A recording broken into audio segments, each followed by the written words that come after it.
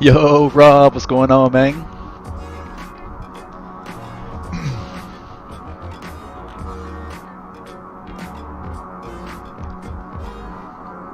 Flying private today, Rob.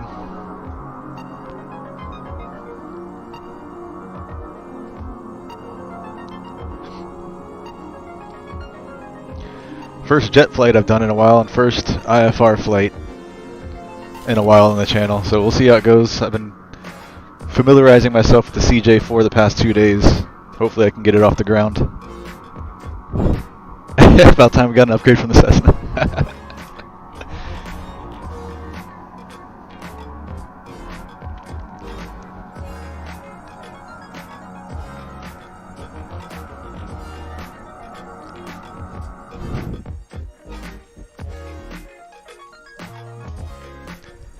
I'll look at the cabin. Refrigerator's all stocked up. It's all yours, Rob.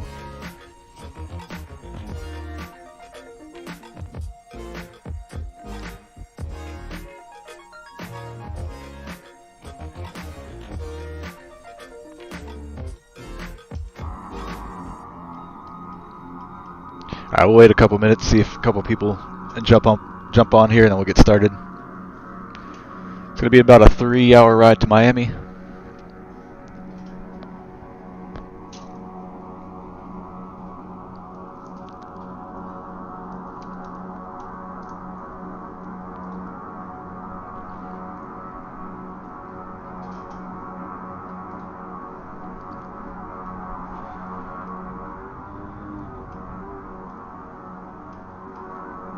Trying to see if there's any other airplanes in the area. This is all just part of the scenery. These aren't live traffic. I think Juliana Approach just jumped on, so we should have ATC getting out of here, and hopefully later on tonight there'll be some controllers on in Miami.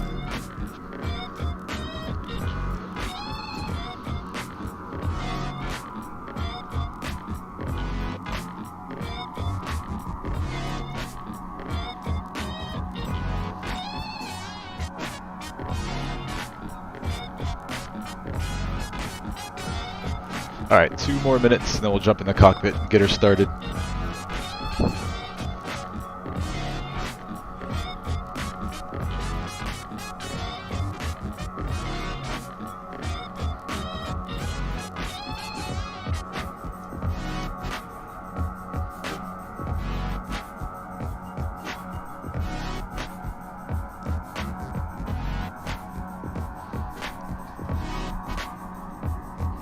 Looks like Juliana Towers online and Juliana Approach.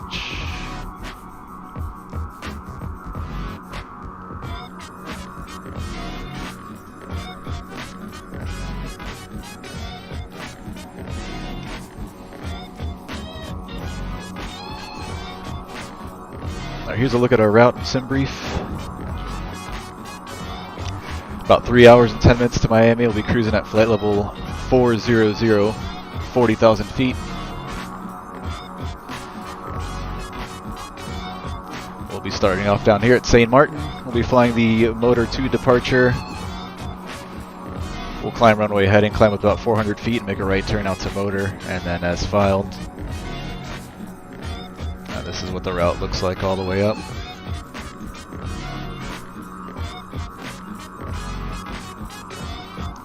Weather's looking good the whole way up. Should be real nice.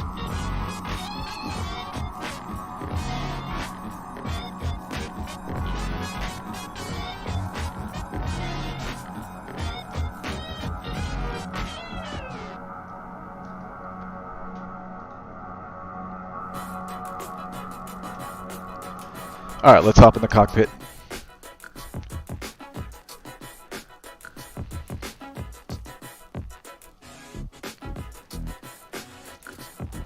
We'll kick the battery on, arm the emergency lights, our standby instruments, and avionics go to dispatch.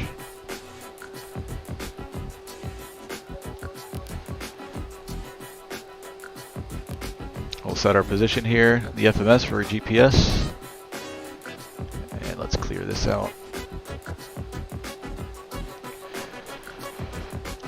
We don't have a GPU connected, so we're going to start one of the engines right away so we have power and the battery doesn't die on us. Parking brake is set. We'll get our lights on, beacon and nav, and let's start engine number 2.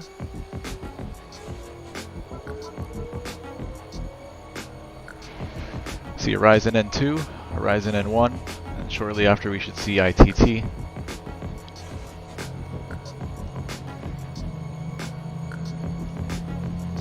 What's up, Captain Matt? Welcome, welcome. Pepe Oncima, what's up? Welcome. Alright, Horizon ITT.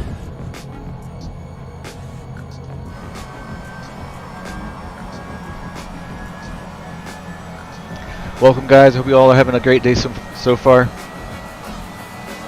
There's another airplane back there.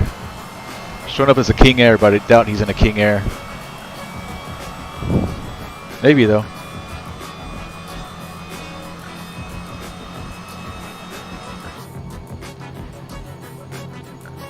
Alright, engine number 2 is stable. Let's go ahead and start up both of them. Why not?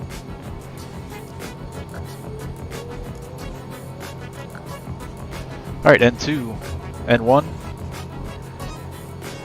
and then ITT.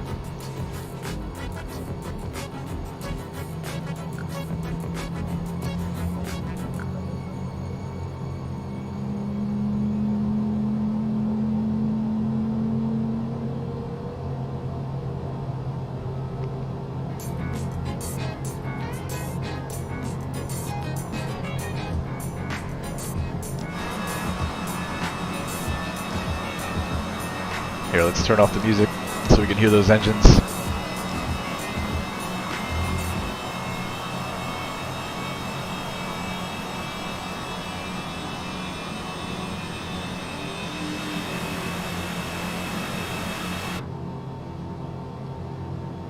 Alright, engine 1 stable. We got 2 stable engines here.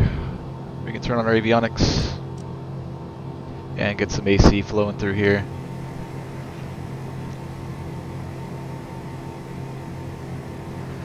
Now we can start programming the FMS. I'm going to download our route straight off SimBrief. So we're going to go to page 2 here on index, route menu, and flight plan recall.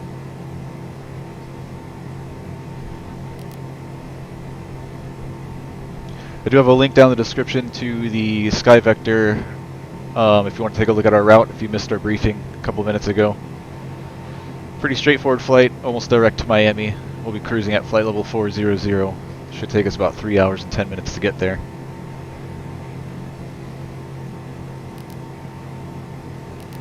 Alright, next we'll load in our departures and arrivals.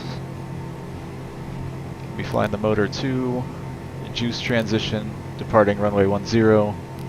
We'll execute that. And then our arrival into Miami, we're going to be doing the Flipper 7. ZQA transition, and we'll leave this open for now. We'll see what ATC gives us there if they're online. So we'll execute that. Now we'll go back to our index page. Let's get the weather. Data link, weather, requests. We want the weather for Princess Juliana, as well as Miami. And we'll send that.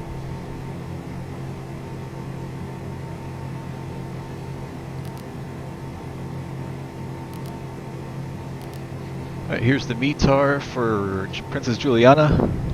Wind 080 at 8. Looks like unlimited visibility.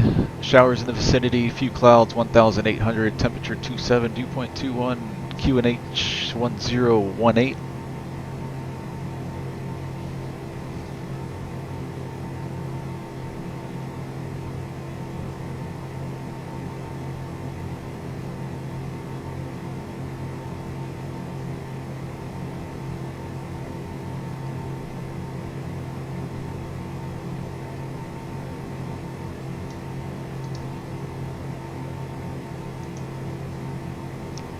Go back to our perf page. Perf init, flight level 400. We have 6 passengers on board today. About 160 pounds of cargo.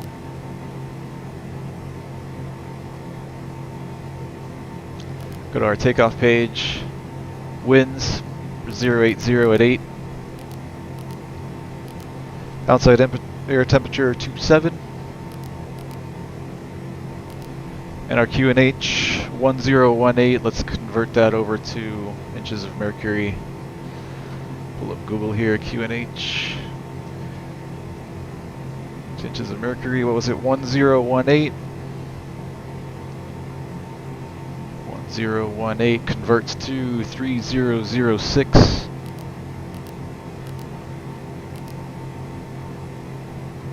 Let's get that set up in here as well, 3006.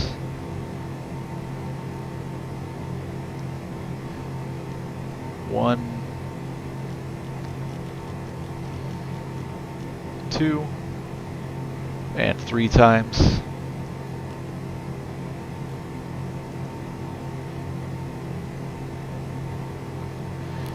Next page. Not expecting to use any anti-ice today. Flaps 15 for takeoff. Here's our V speeds. V1 106 will rotate at 106. V2 119. And we got to click send here. This will send the information over to our PFD over here.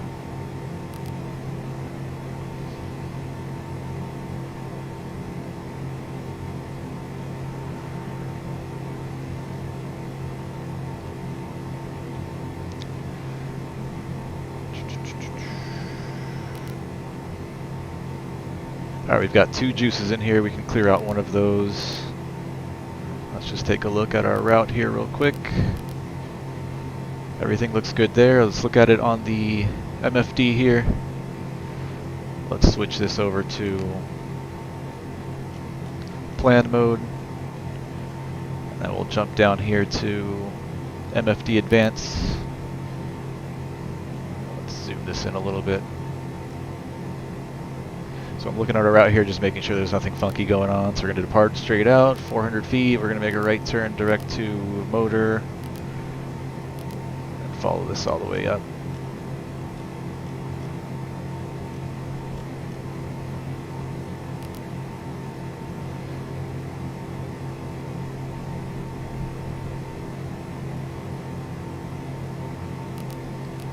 Perfect, and that's the end of our arrival, and then whatever runway they'll give us, we'll plug that in route. So all that looks good. Let's go to PPOS mode and escape.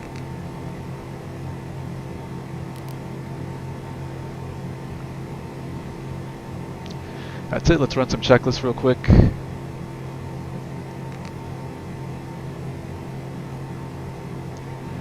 Alright, before start, battery switches on, emergency lights are armed, flight display, standby flight display switches on, avionics dispatch, parking brake set, wheel chocks removed, cabin doors closed, passenger briefing.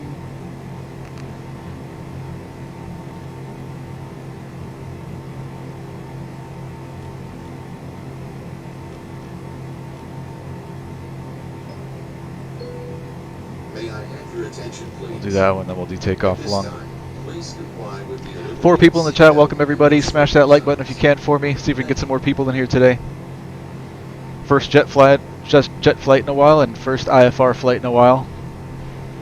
So we'll see how it goes. We're in the CJ4 today, about 3 hours to Miami at flight level 400.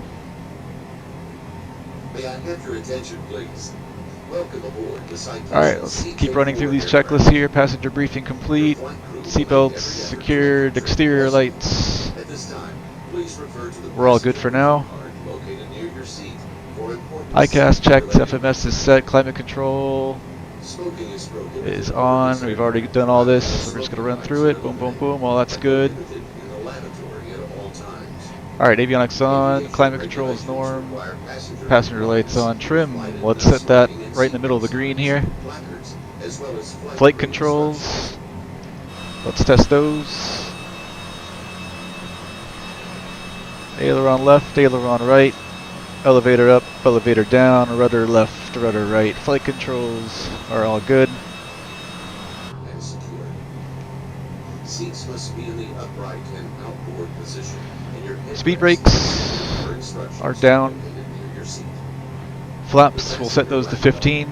Place the flat metal in This little handle here, and we should see an indication here. Flaps 15. To fasten the shoulder harness, pull Hydraulic the pressure. shoulder strap across and in front of you, and We've put got the it. tool in on the stud located on your lap belt. Engine only anti-ice as required. Takeoff data, we've got it. Avionics, autopilot, altimeter is set. Pressurization is good. ICAS, aft divider doors. Because of the possibility of unexpected turbulence, please keep your lap belt securely fastened. Alright, let's tune about to you at all times while in your seat. Juliana Tower and grab our clearance. They're on 118.7. Oxygen masks will automatically drop from overhead compartment. Locate the nearest mask, pull the mask down to the full length of the tubing, and place it over your nose and mouth. Adjust masks by pulling the elastic straps and breathe normally. Don Grab my your scratch mask pad here. to assisting others with their masks. An emergency exit is located at the right side of the aft cabin. Juliana Tower, November 6-9er Romeo Charlie. Plastic panel covering the release handle. Turn the handle in the clockwise direction. Pull the top of the emergency exit. Number 6-9 Romeo Charlie. Juliana Tower, go ahead. November 6-9er Romeo Charlie is citation 525 at the GA ramp. With the latest weather, we're IFR to Miami today. Onto the wing and continue forward off the wing. Number 6-9 Romeo Charlie. Clear to the Miami Airport via the motor May also be to depart to just transition. Flight plan route, initial climb, flight level 150 squawk 4502. located above the inner handle. Clear to Miami via the motor to juice transition, then as filed, we'll climb flight level 150, squawk 4502, citation 6-9er Romeo Charlie. Yes, Number Mr. 6-9 Romeo Charlie. Oliver. Rack is correct. Advise ready to taxi. Expert runway 10 QNH 1018. We'll expect to 10 and we'll give you a call for taxi, citation 6-9er Romeo Charlie. Around your waist. Alright, runway 10. Strap for children. Yes, Oliver Masteron in the jet today. First jet flight in a pretty long time. First IFR flight in a pretty long time, so hoping for the best on this one. We're in the Citation CJ4. Dandy A380, what's going on? What's going on? As well as other emergency or survival equipment. Alright, so we'll be climbing Or consult your flight crew. Thank you. up to flight level 150, 15,000 feet initially. So let's plug that in. Squawk 4502.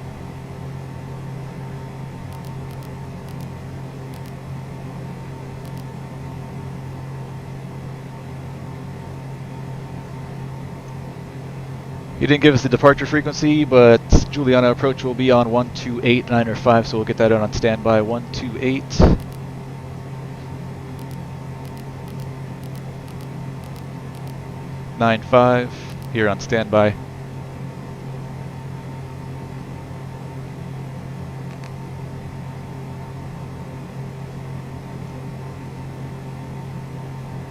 We'll plug in runway heading for now. We're pretty sure it's going to be a right turn out direct to motor. We'll plug in 100, and once we pass 400 feet, we'll make a right turn direct to motor. Aviation Dude 95, what's going on? Welcome, welcome. Welcome everybody, I hope you all are having a great day so far. If you can, smash that like button for me. Get a couple more people in here.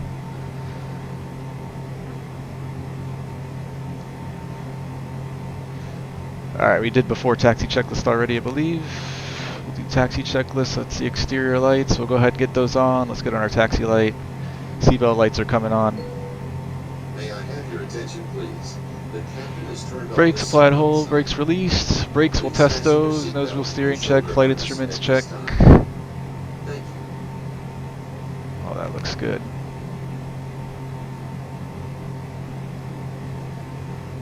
Alright, let's go ahead and test our brakes real quick right here on the ramp. Parking brake is released.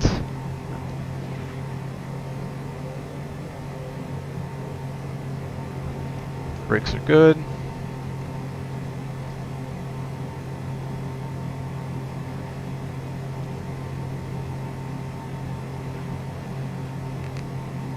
I'm gonna run through our before takeoffs as well. Ice protection, we don't need that right now. Rudder bias, we'll check. Seats, flaps are set, speed brakes are down, trim is set, crew briefing complete.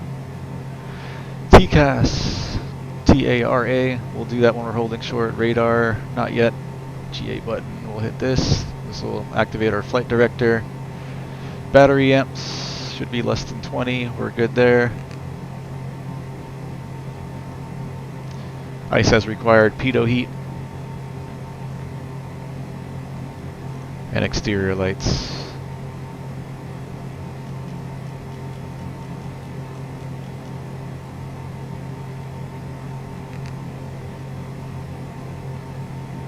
Alright, I think we're all set. Let's just do one quick flow check here. Everything looks good.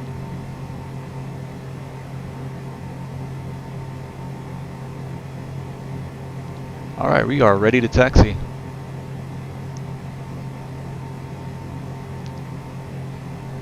Tower, November 69 Romeo Charlie is ready to taxi.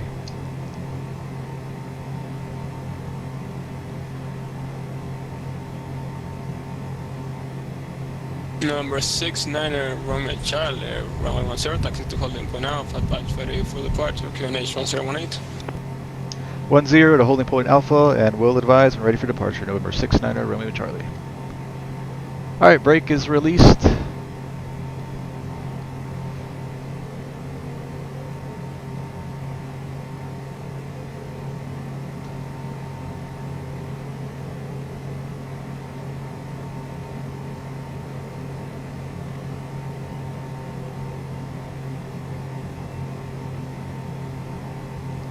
It's going to be a right turn out of the ramp here, and then right on Alpha, down to the end, runway 10.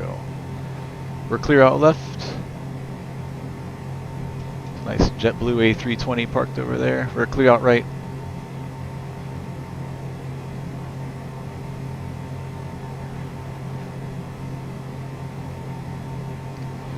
Alright, nose wheel steering is good, flight instruments look good.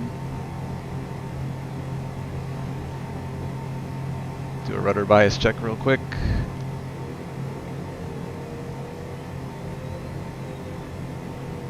Not sure what I'm looking for. I thought I would get a warning or something here. Alright, good enough for me.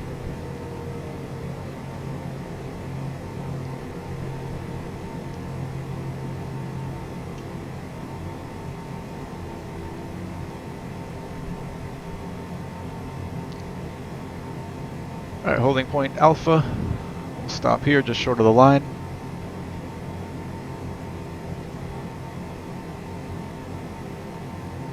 And let's run through the checklist again. Rudder bias checked, seats good, flaps, speed brakes trim, crew briefing. It's been done. TCAS, it goes to T-A-R-A. Now we'll go back to our legs page. You know what? We'll leave it like that. Radar, we can do terrain radar for now. GA button's already been selected and pressed. Battery amps have been checked. Ice protection, pitot heat's on. Exterior lights. Let's get our strobe lights and our landing light on.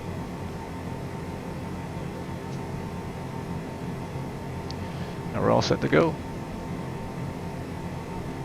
Any last words?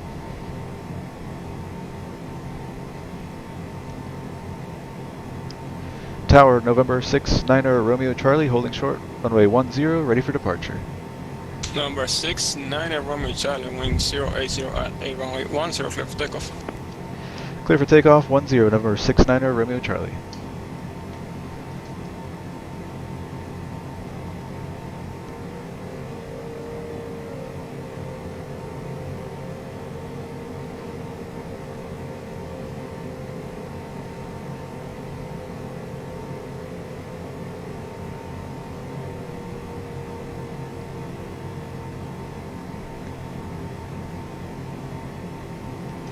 And tower, just to confirm, we're clear to right turn to direct to motor for November 69 Charlie, Romeo Charlie.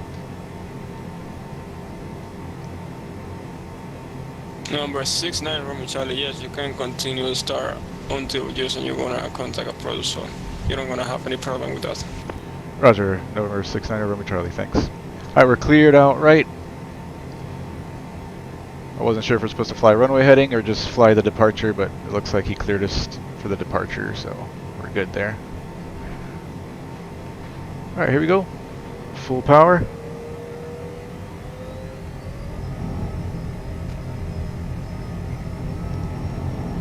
Alright, takeoff power set.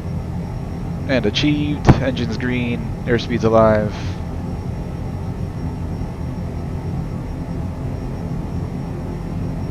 Alright, rotate.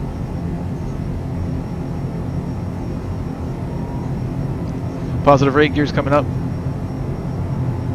We're going to climb up to 400 and then we'll make that right turn direct to motor. Alright, flaps up.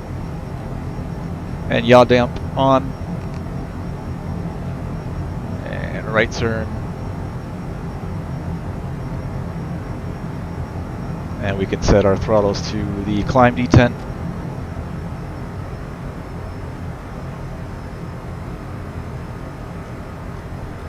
Number 69 Romeo Charlie, my airspace, contact Julian approach 128.950. Have a good flight. Over to approach, November 69 Romeo Charlie, we'll see you.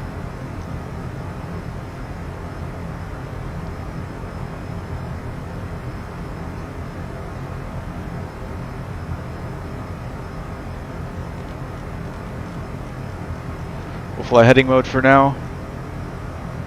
And flight level change. Let's activate the autopilot.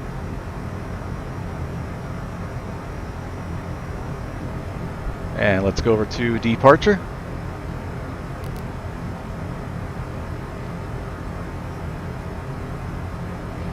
Departure November 69 Romeo Charlie through 4,300 for flight level 150.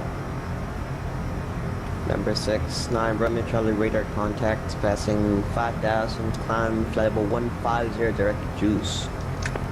150 direct to Juice, November 69 Romeo Charlie. Alright, so we're going to come down here, we're going to go direct Juice, execute that, and let's kick on nav mode.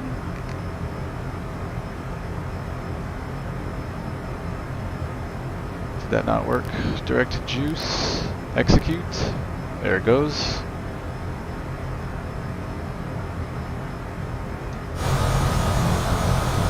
This thing is a rocket. That's the airport down there. So we're going up to flight level 150 and direct Juice. I've been onto that beach. What a great day it was, says the Oliver Masteron. Awesome, man. I've never been there myself. Of course, that beach is very famous. Would love to visit there someday.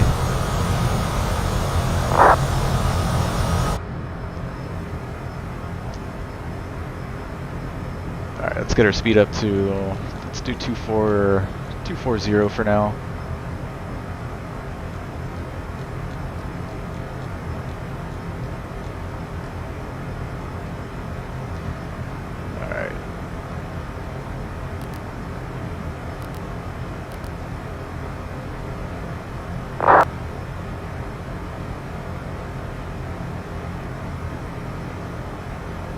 Supposed to be going direct Juice, but the thing is trying to capture the line, so you gotta hit direct a few times. Direct Juice, execute. Now it should straighten out. The guy's probably like, what's this guy doing? Alright, we're through 10,000, lights are gonna come off. Landing light off, seatbelts can come off.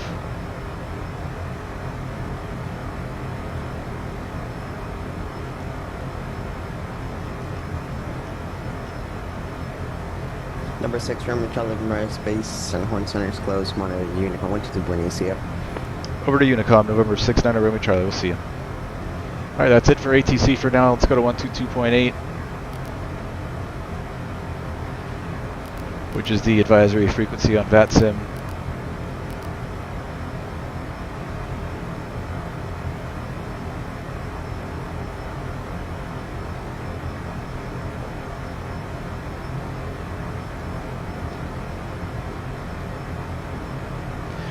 I live on the island of Anguilla, which is 5-minute flight from Princess Juliana. Awesome, man. Aviation Dude 95. Cool, man.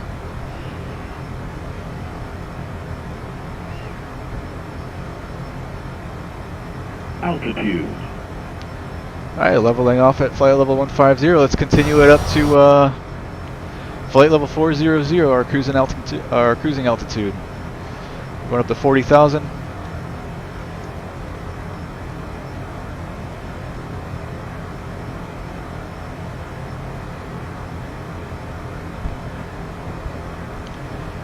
And let's climb at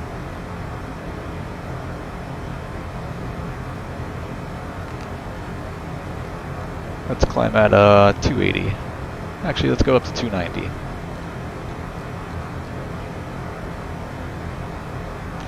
Let's run some checklists real quick.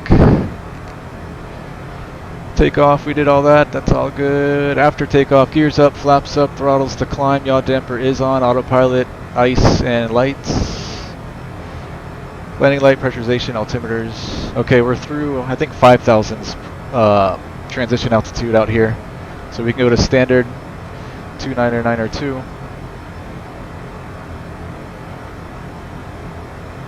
And climb checklist complete.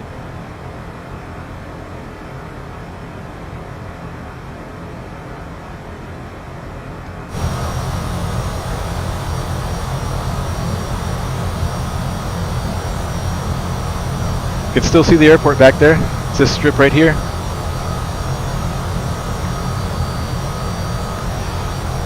Flight is about 3 hours and 30 minutes. That's correct, Danny A380. SimBrief told us about 3 hours and 10 minutes in the citation at flight level 400. Oh, okay, you're talking about this flight. Okay, MROC to SPJC and the A320. That's 3 hours I usually make every 6 months. Cool, man. About 3.5 hours. We did it once a long time ago, didn't we, Danny? A380? We'll do it again.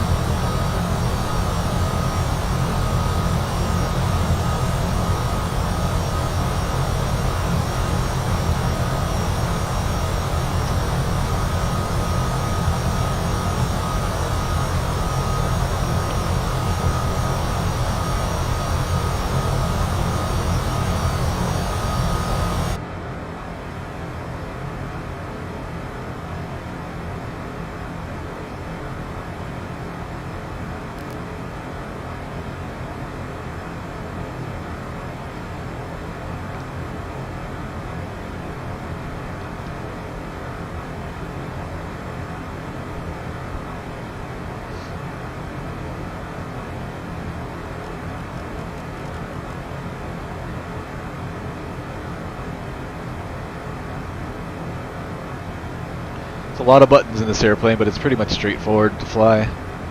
It's not too hard.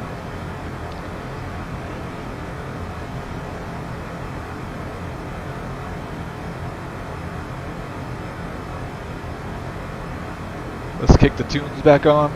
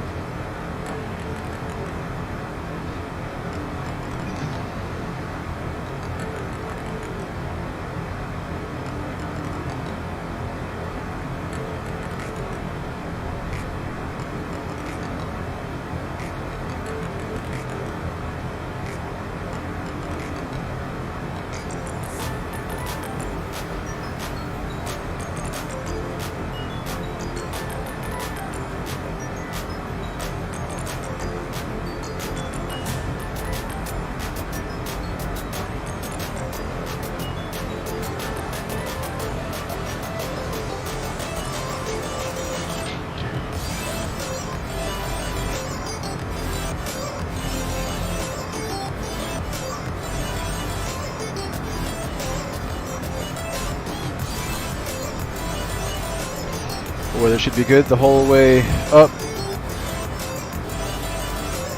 Miami right now. Winds are 130 at 9er, ceiling unlimited, visibility 10 stat 2 miles. Temperature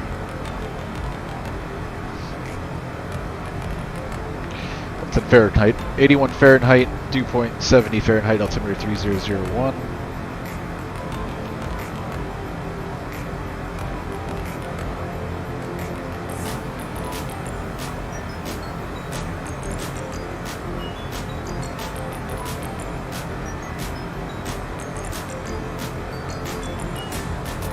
Alright, crossing through flight level 250 now for 400.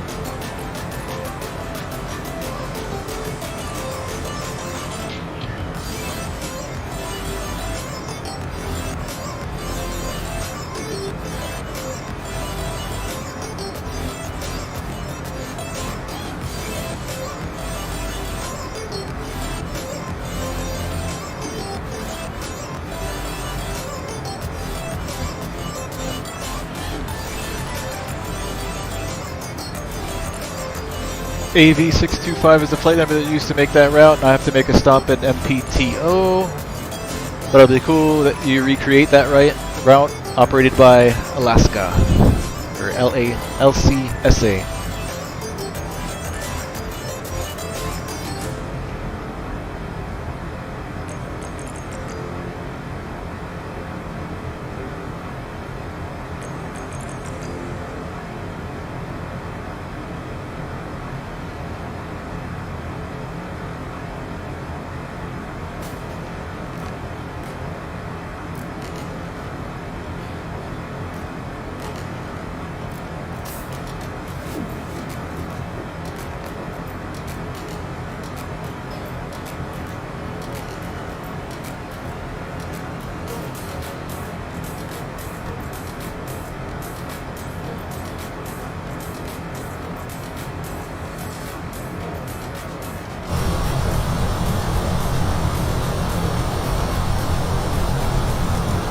Like in the red and white livery. She is sexy.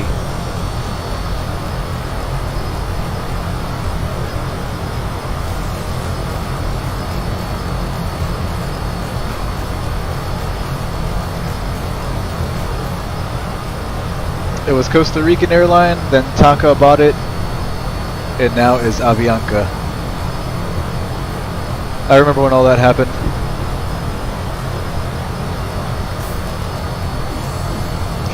Well, because Avianca bought TACA as well. Yep.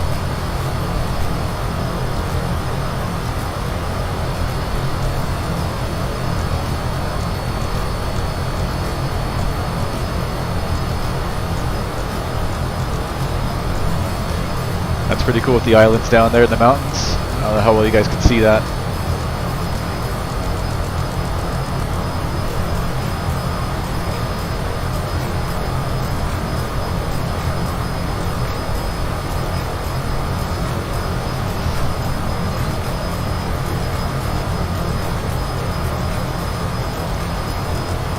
Puerto Rico down there.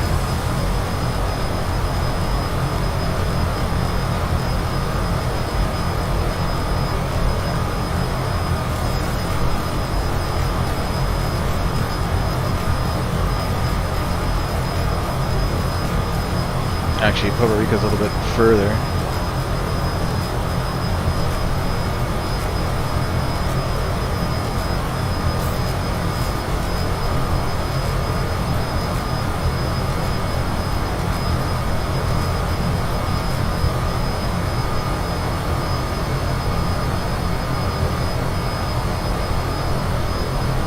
That's the British Virgin Islands down there.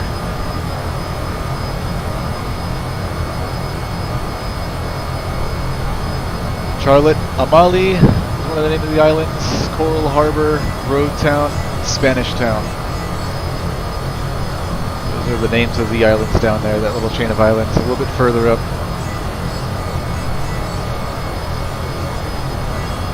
The Puerto Rico.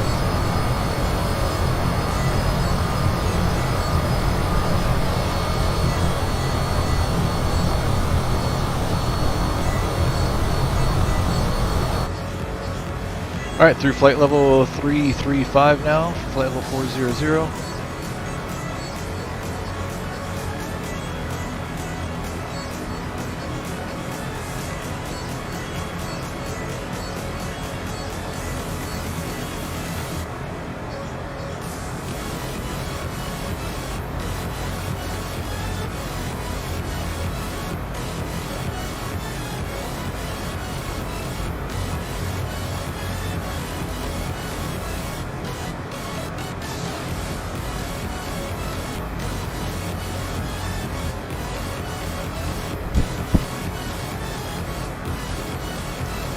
I'm not sure where we can get information like ETE and ETA and all that.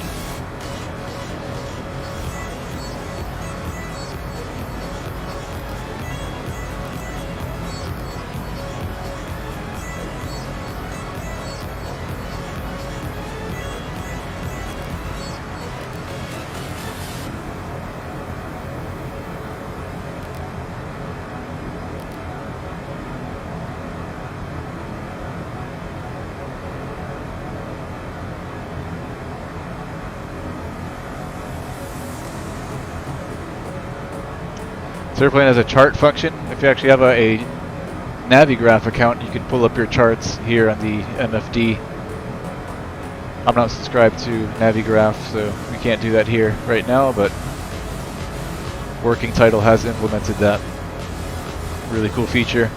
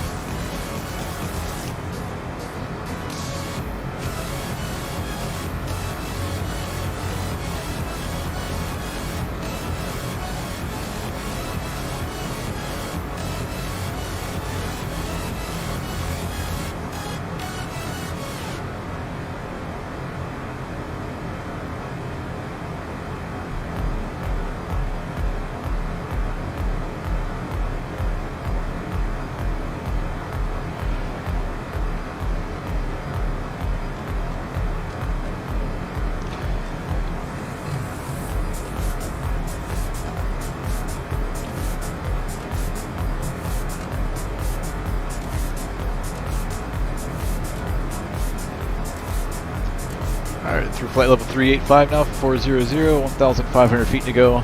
We'll be leveling off. Cruise checklist.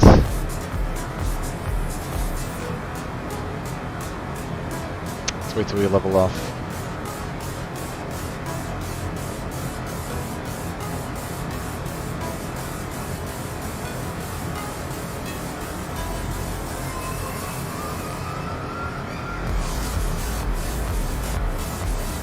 Altitude.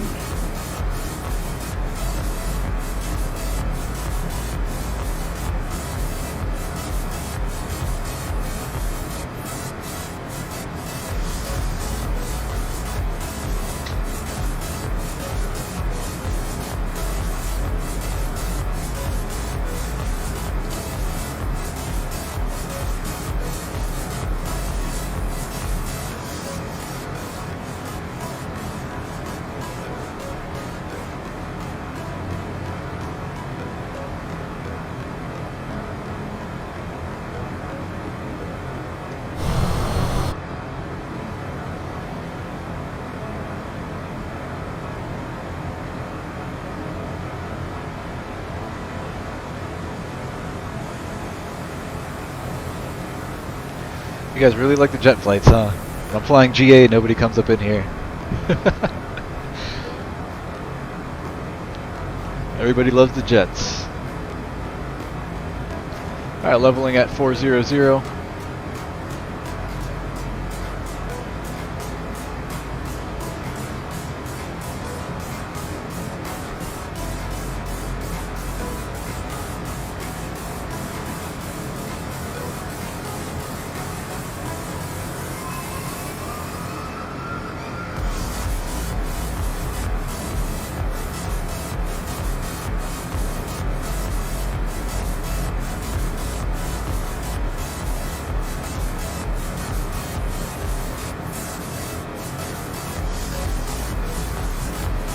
Alright, throttles. I'm going to keep them at climb power until we get our speed up.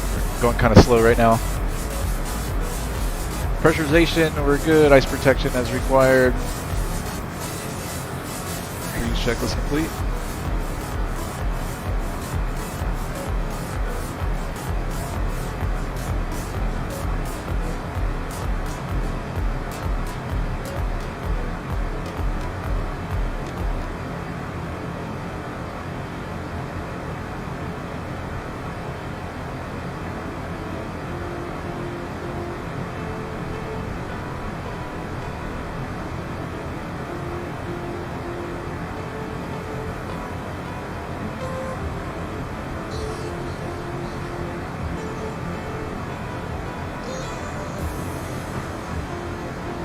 Gotta find some new music for the channel. I'm tired of hearing all the same songs.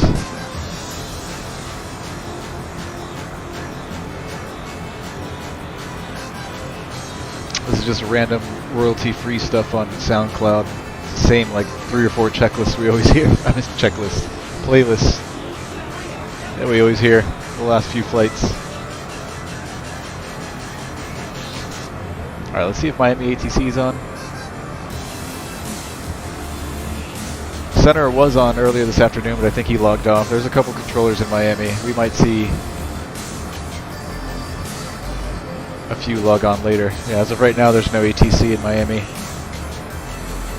Nassau Center is online, so we'll be talking to them for a brief period of time. Still ways to go, though.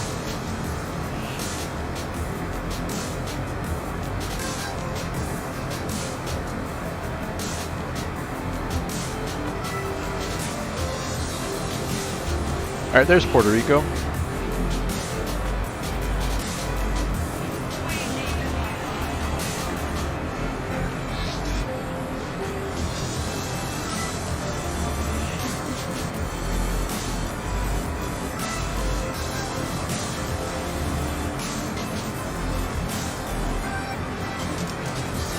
So once we reach the bottom of the red tape up here, we'll pull our throttles back to cruise power. There is no auto throttle in this airplane, so we've got to manage that on our own.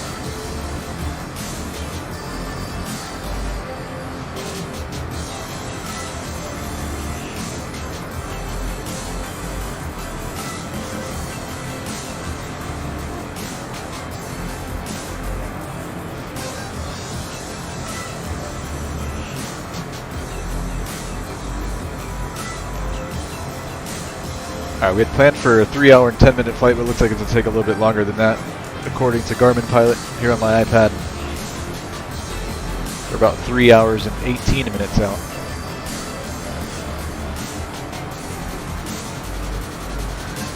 I think because the SimBrief flight plan that I'm using was actually pulled several hours earlier, so the weather's probably changed since then. The wind's aloft.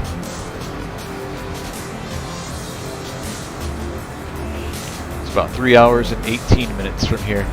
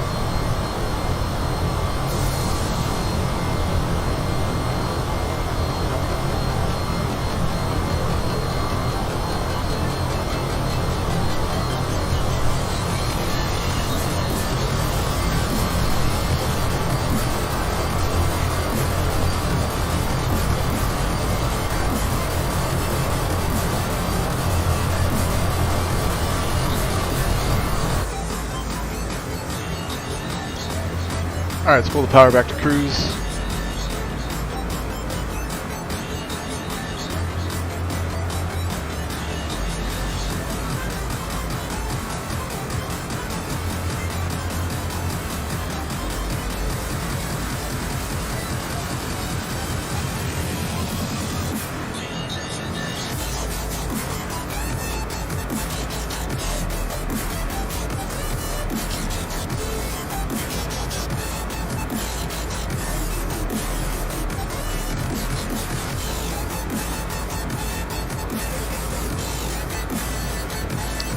About 92% N1 should do it.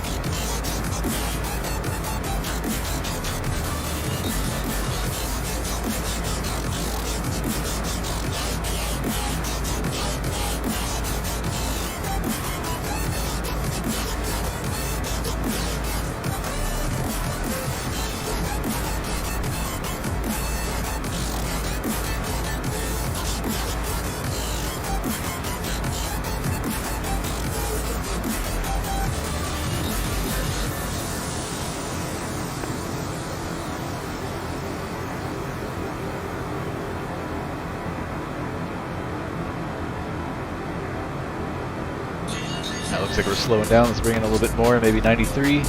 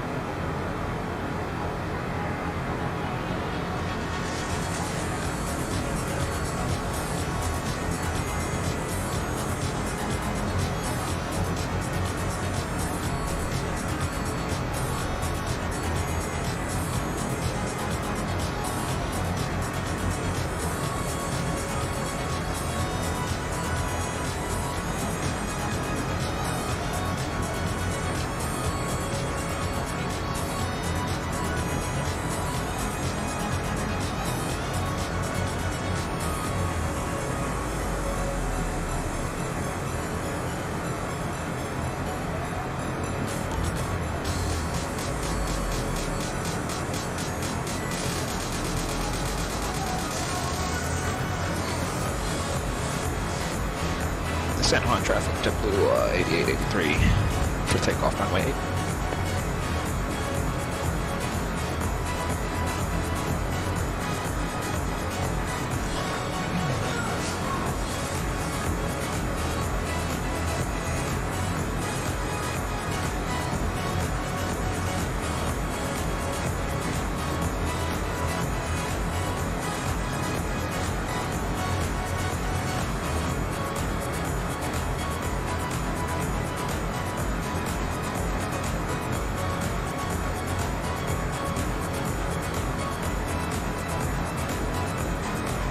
Alright, yeah, 95% N1 is keeping us right there at that Mach 7.6 mark.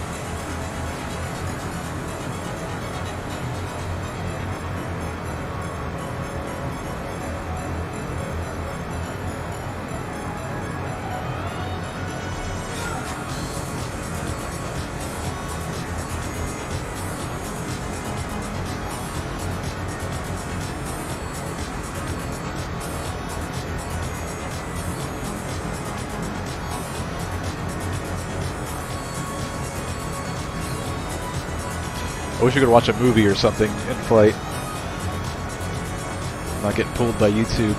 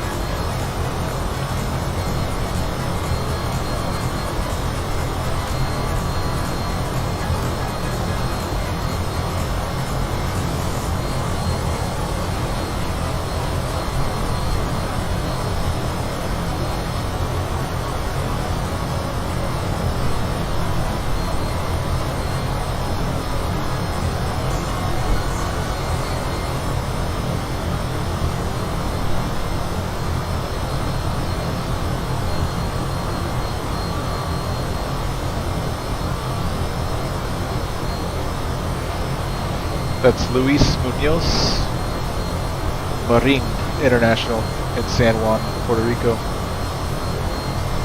This airport down here.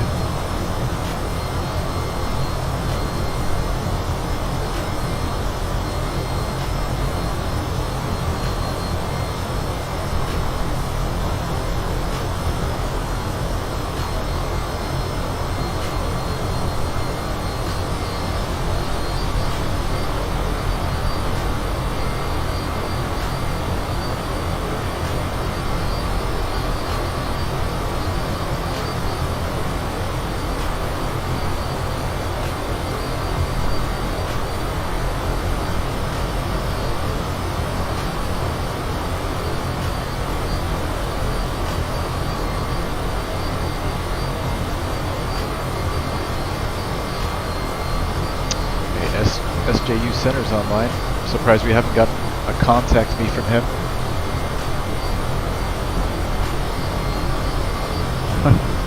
Alright, let's call him. He's on 11815.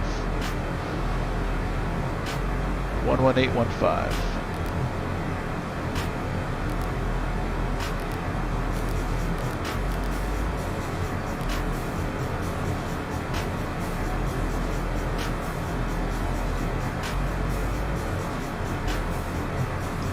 San Juan Center, November 69er Romeo Charlie with you, flight level 400.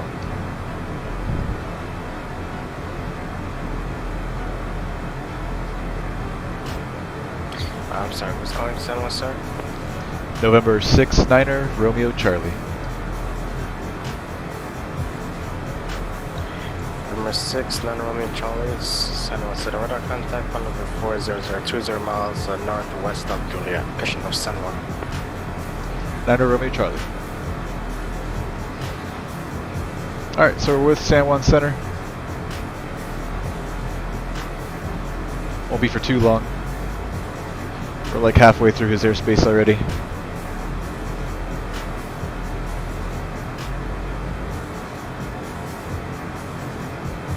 Look at that view. That's pretty.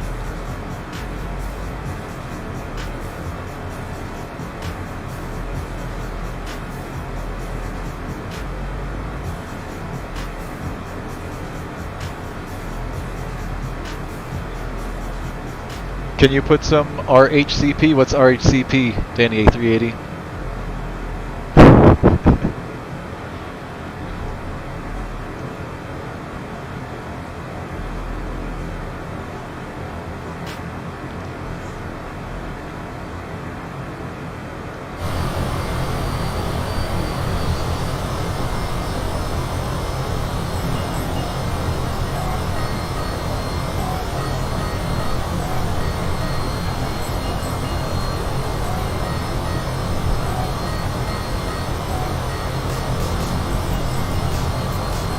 I'll look it up.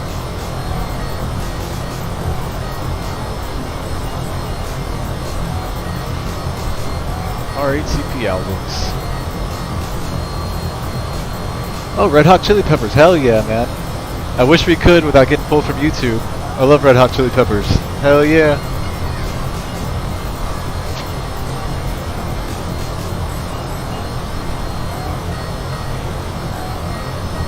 You got a good taste in music, Danny A380?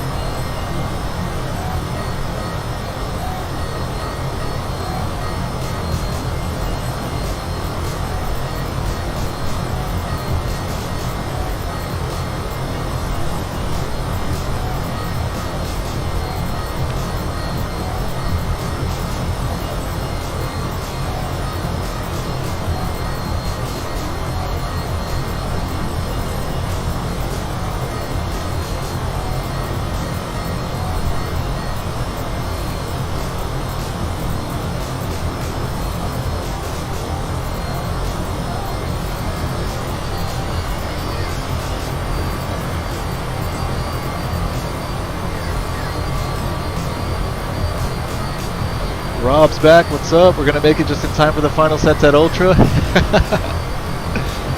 Are they doing Ultra this year? No way, no, they're not. I know it was canceled the last couple of years, COVID. There's no way that's happening now.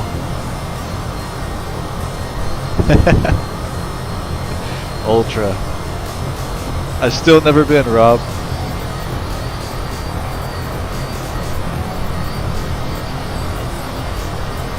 Wondering now if I'm too old to go.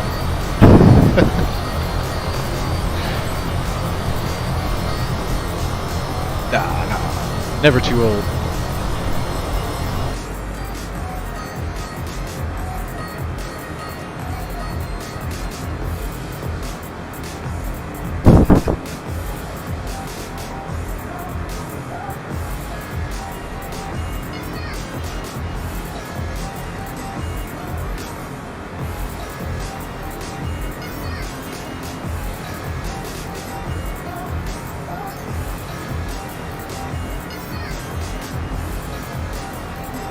Got a 55 knot headwind up here. A little bit of a crosswind from the left. That's not helping us any.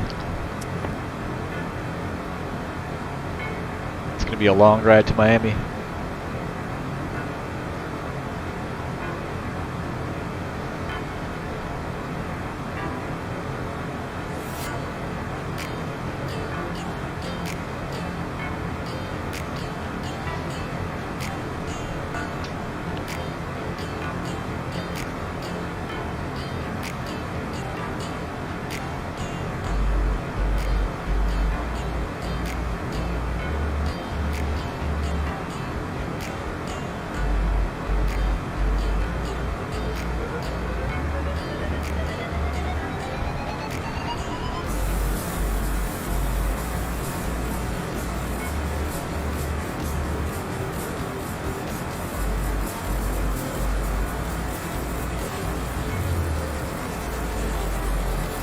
Tell you though, Rob, spring break right now in Miami, the beaches are packed, dude. I haven't been out there, but it's all over the news.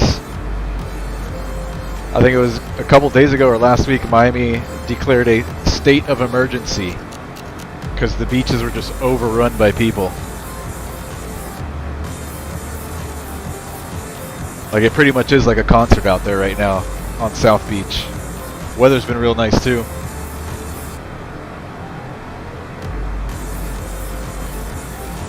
Yeah, spring break right now, South Beach.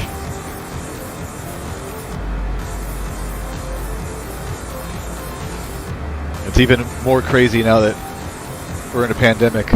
Everybody's dying to get out. Everybody's flying down here.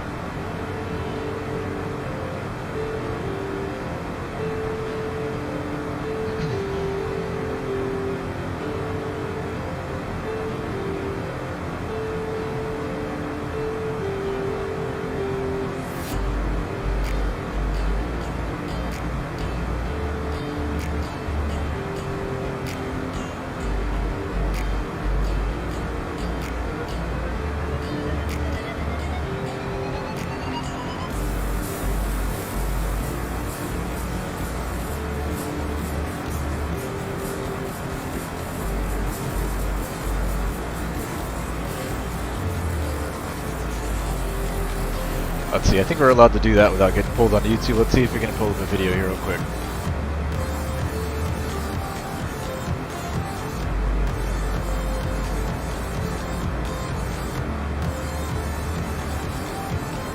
Check this out.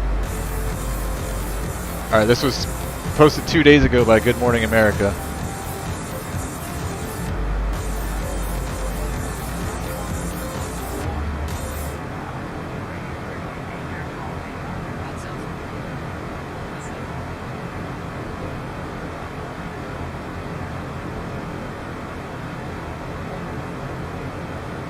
Can't really hear it. Hold on a second. Over the last week, Rob. So in a moment, we're going to hear from the mayor of Miami Beach. The police have clashed with party goers. But first, Victor Oquendo is there with... It's a madhouse out there. Good morning, Victor. Good morning, Robin. We are right along Ocean Drive. This is the heart of South Beach's entertainment district, where the mayor says things have gotten out of control. We were here last night watching police do their best trying to disperse these large crowds. Thousands of people who left here and then went into side streets and more residential areas. The city is just desperate to get a handle on this situation. It was another chaotic night on Miami Beach. The city of Miami Beach is currently under a state of emergency. The city extending a state of emergency Sunday after throngs of mostly maskless crowds descended into the entertainment district over the weekend. Dancing on cars, drinking in the streets, defying an 8 p.m. curfew issued Saturday. You're commanded to immediately and peacefully disperse. And protesting against it. Police Yeah, you won't find me out there right now. That's for sure. There's a couple other places in Miami that are a little bit quieter that you can go out right now and not risk getting shot or arrested. Extending the 8 p.m. curfew in the entertainment district until mid-April. It's now past 8 o'clock here at Ocean Drive on Miami Beach, which means we are past curfew. There are still thousands of people out, but police are doing their best to clear out these crowds. Authorities trying to avoid a repeat of what happened last night. Spring break crowd. Today, Miami Beach City Commissioners held an emergency meeting. It looked like a rock concert. Yeah, so it's crazy out there.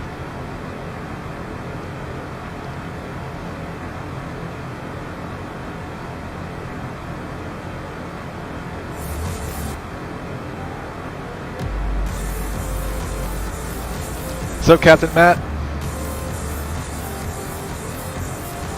How's your day going so far, brother? Welcome back, welcome back.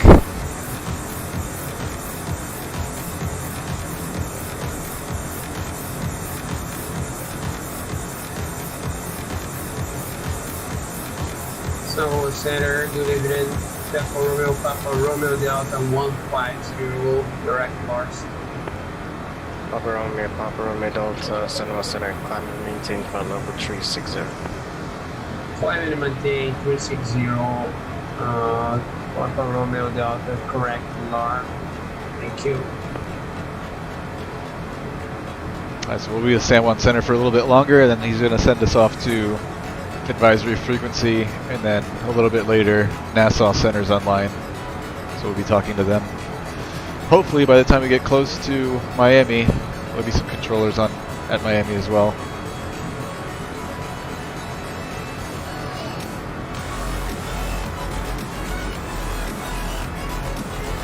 Here's a look at the VATSIM map. San Juan Center's airspace. This is our airplane right here. November 69 Romeo Charlie. So we'll get handed off somewhere around this area. We'll be alone until we get over here to Nassau.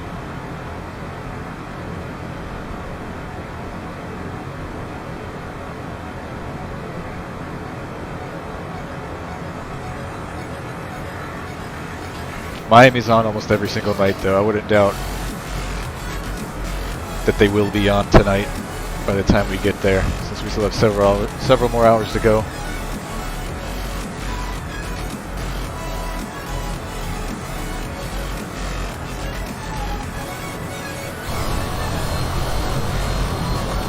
So we've got contrails now in Flight Sim 2020 with the latest update.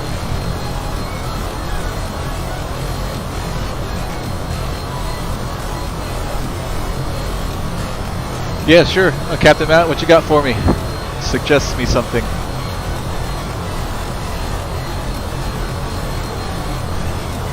A nice in-flight news service, Danny 380, yep.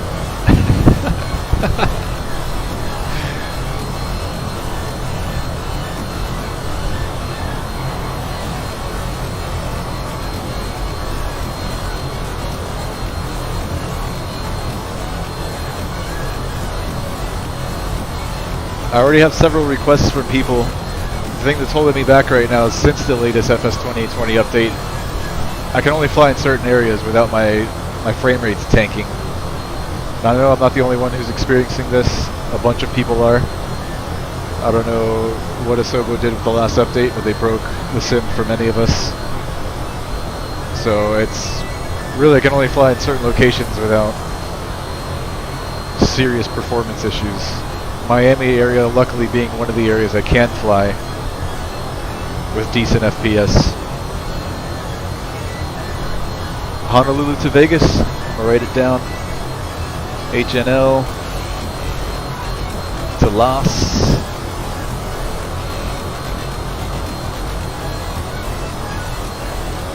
We'll see, I'll test out the area on my own and see if we can do it or not. Hopefully the next FS 2020 update fixes all the issues. We won't be limited to certain locations.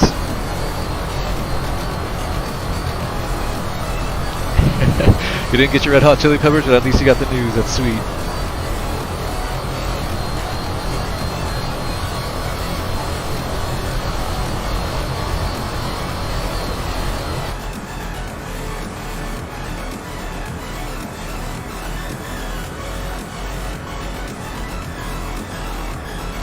Let's see, is there anything else going on right now?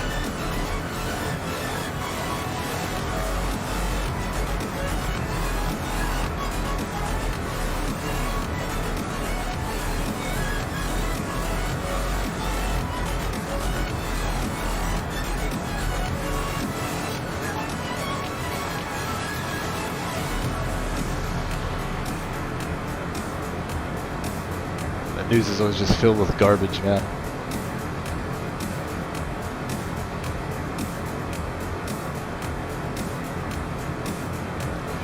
There's a plane, there's a Bonanza that crashed last week here in Miami, North Miami at North Perry Airport. Here, I'll bring that up.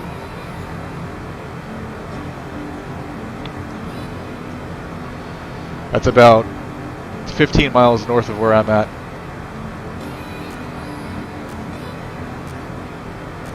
Killed the 2 people on board, killed a small child in a car on the road. I don't know if you guys heard about that one. Wonder if there's any updates as to what happened.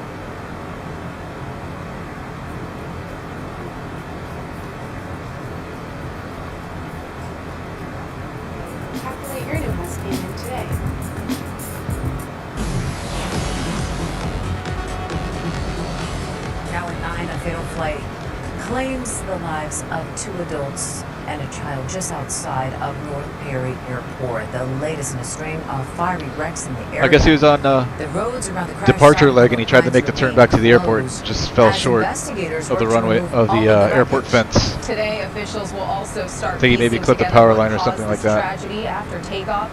17 Elitsa Vizios is live near the crash site with the latest. Elitsa. And really this morning, that's what we're seeing right now. About an hour ago, investigators arriving here. We've So this seen was them last taking week. photos, looking around, trying to figure out and piece Here, a together little bit what north of Miami. exactly led to this tragedy. As the sun rose in Pembroke Pines, investigators piecing together what could have led to this deadly plane crash. A tragedy caught on camera. The plane plummeting from the sky Monday, then hitting Planes this up here. SUV inside a woman and child. I've never seen anything like this in my I didn't life. show it. The Beechcraft, similar to this one, took off from North Perry Airport around 3. Investigators saying minutes after, it turned back around and slammed into this SUV. We've paused the video before impact. We heard like a bomb, like a tremendous like noise, and we went outside and everything was on fire. Seconds after impact, the plane bursting into flames. The pilot and passenger would not survive. The fuselage of the aircraft charred and unrecognizable. Look, the car literally looks like it's just in half. The female driver able to get out. The child pinned, firefighters freeing him.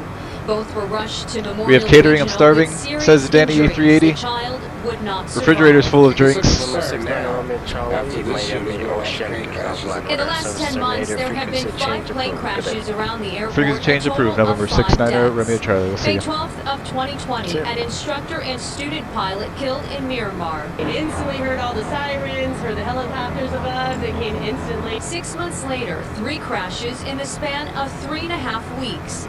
Yeah, apparently a lot of people went crashing out there at North Perry Airport. An experimental plane killed after takeoff because of engine trouble. We heard a loud bang. That's all we saw. Another crash on December 2nd. I don't know what we got food-wise, Danny 380. I've been craving a Publix sub. I think I'm going to grab me a Publix sub tonight. And back out here live with this latest crash. After this flight. Investigators here working to... Alright, let's go to advisory frequency 122.8.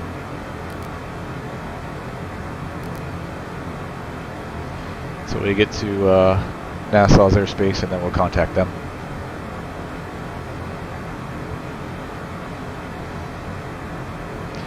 Mountain Dew? I think we have it.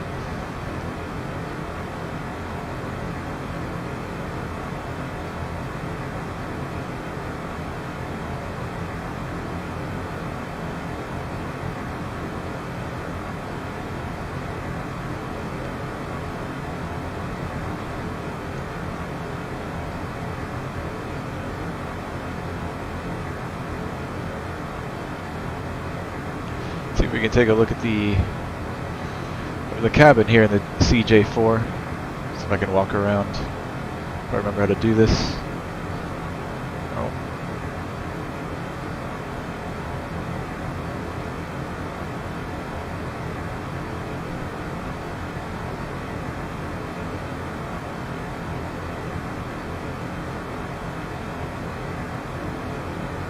Alright, so there's an extra seat back here. I'm not sure if that's a bathroom or not.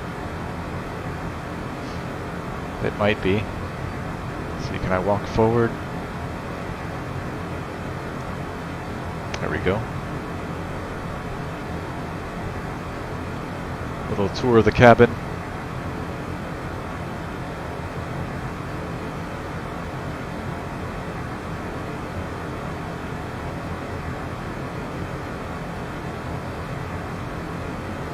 One of these doors here is a refrigerator, I would think.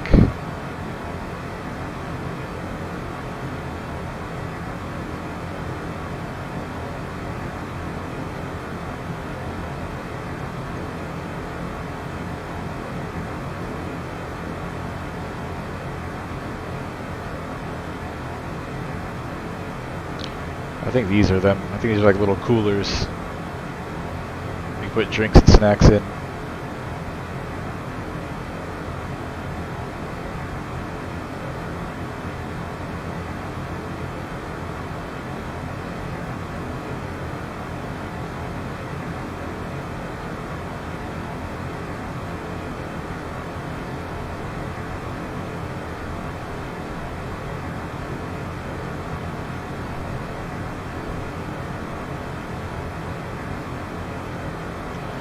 The tables do not fold out, at least not in the simulator.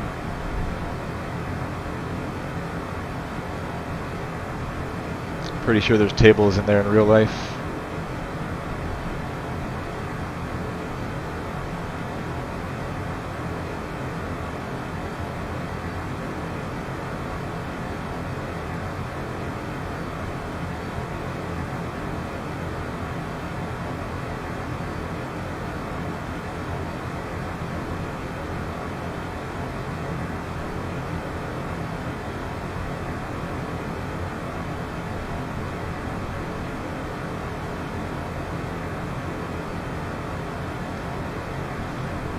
Wind's picking up even more, now at 62 knots headwind.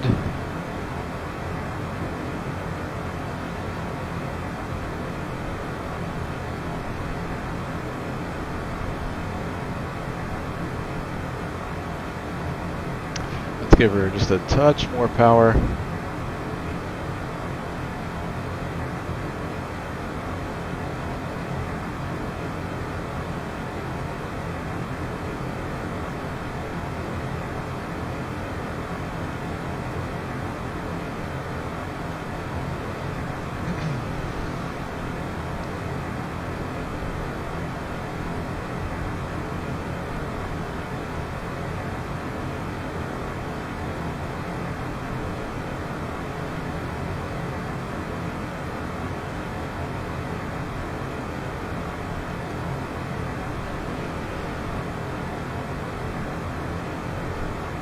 Go use the bathroom real quick, guys. I'll be right back.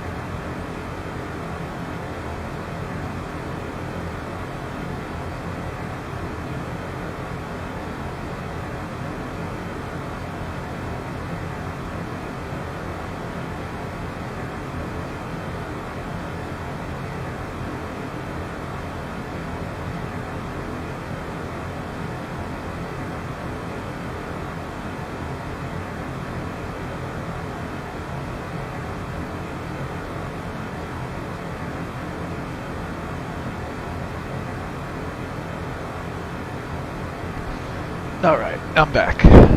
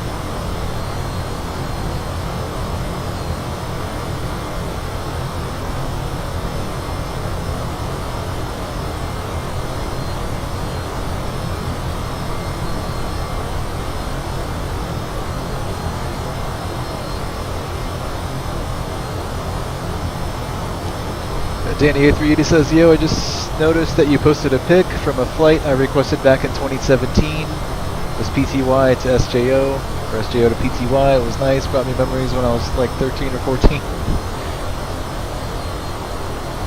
Oh, on Instagram? I need to get back on there, man. I'm terrible at keeping up with social media. But now that I'm streaming again pretty regularly, I need to start posting on there again.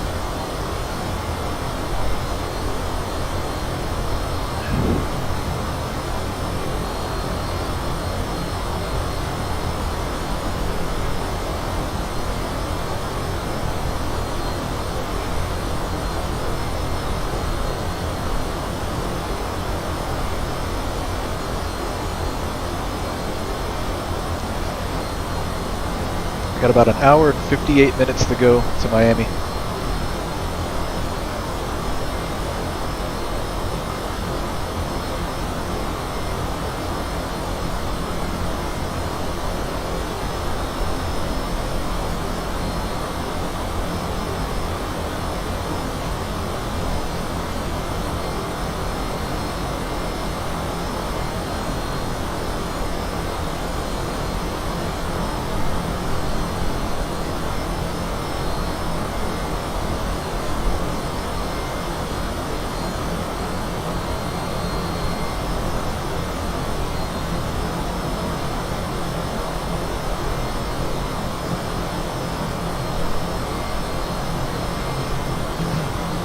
We're just north now of Dominican Republic.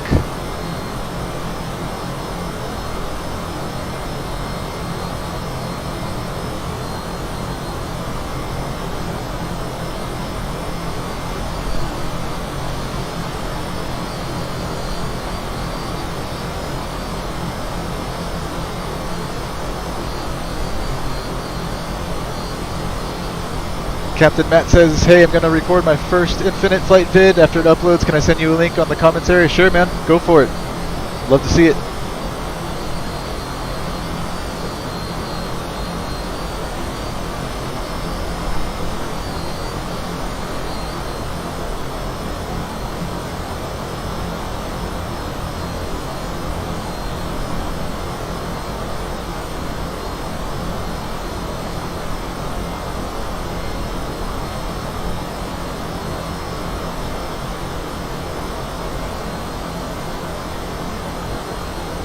Looks like Nassau Center logged offline.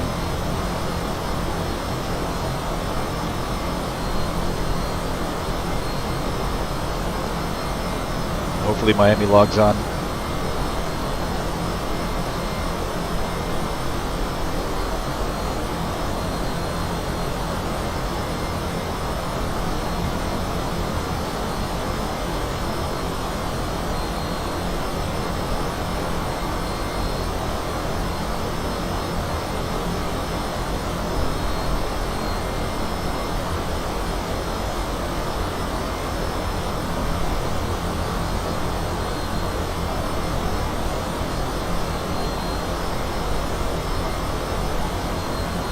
You're gonna do LAX to Ontario in a Delta Boeing 717. Nice, man. Enjoy it. LAX to Ontario. Cool.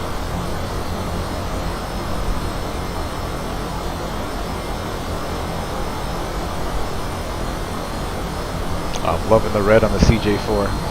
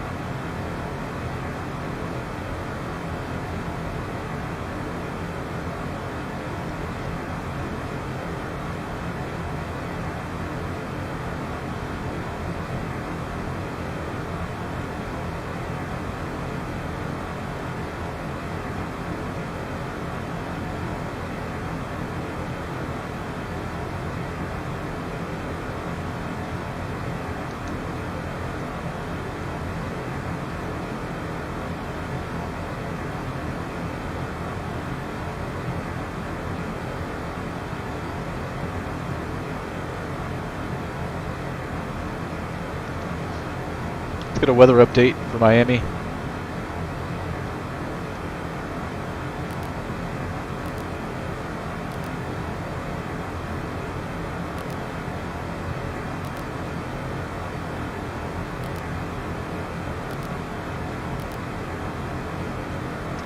Alright, winds 130 at 10 statute mile visibility, few clouds 2,500, few clouds 25,000, temperature 26, dew point 21, altimeter 3001.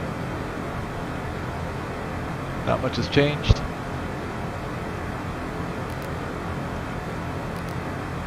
A bit closer to ZQA. We'll brief it.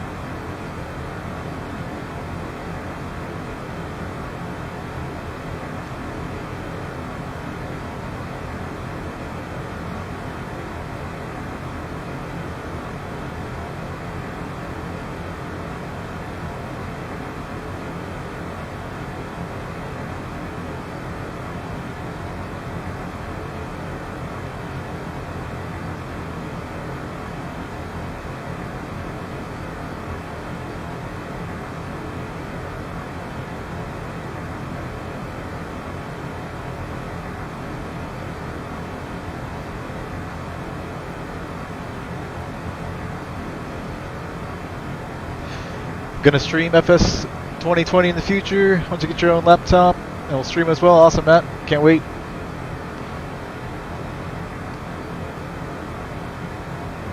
FS 2020 is pretty broken right now, so no hurry. Waiting for them to release the next update to fix things.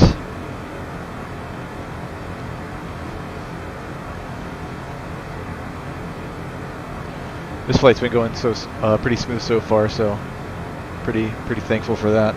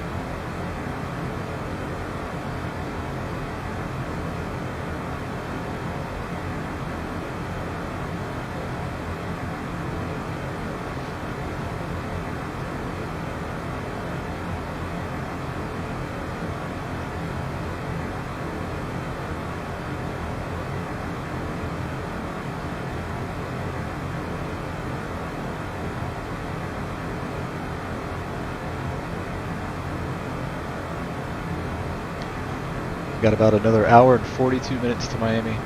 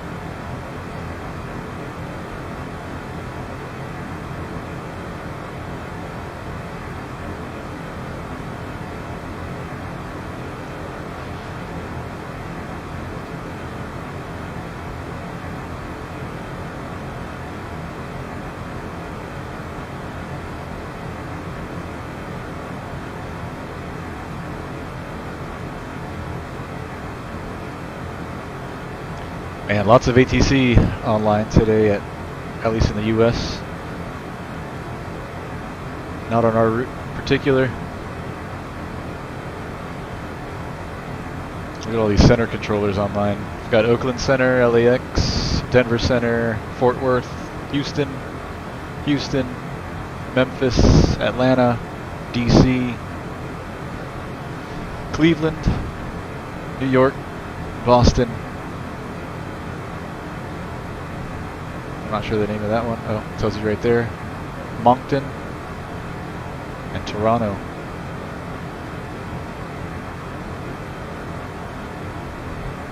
This is us right here.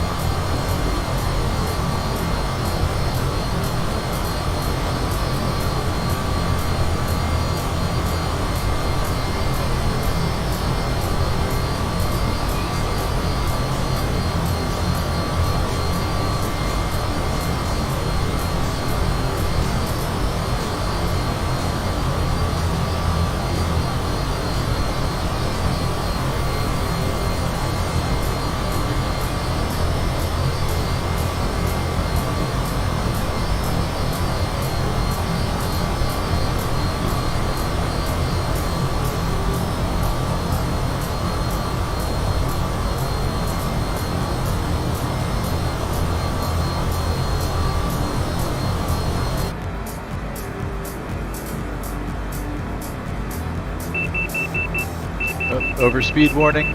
Let's dial the throttles down a little bit. No auto throttle in this airplane, so you got to keep an eye on that. We're in the red tape there.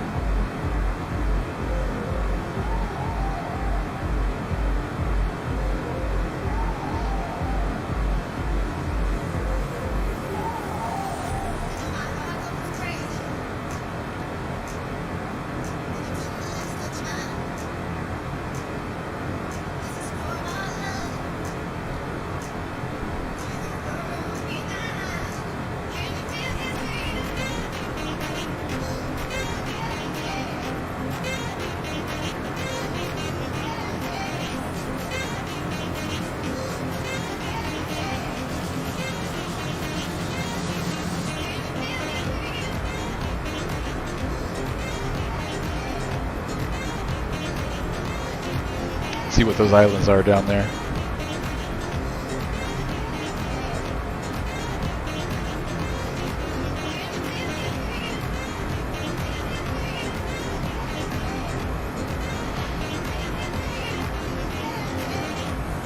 Alright, it's Turks and Caicos.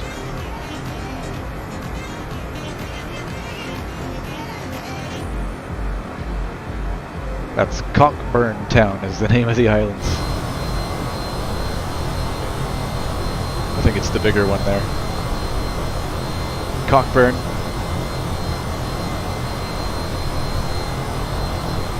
Wonder how they got their name.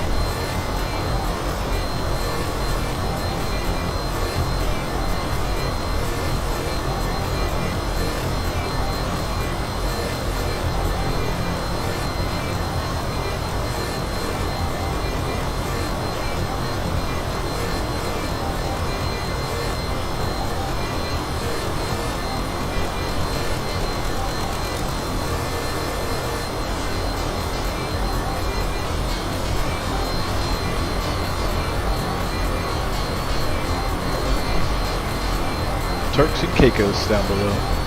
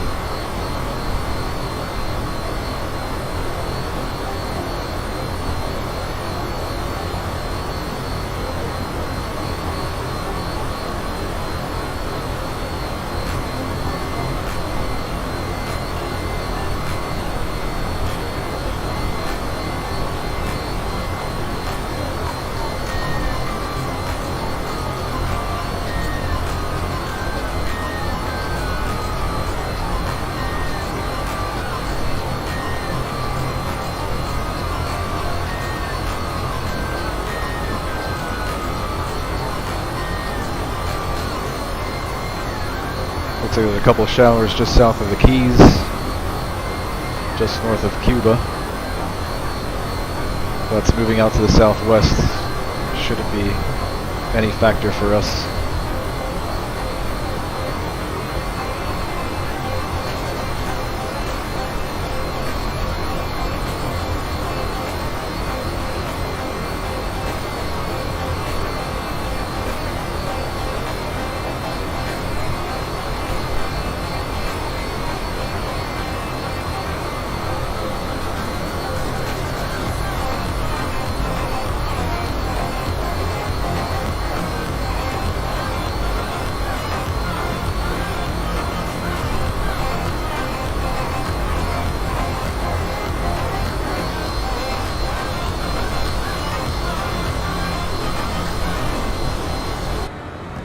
How's our speed?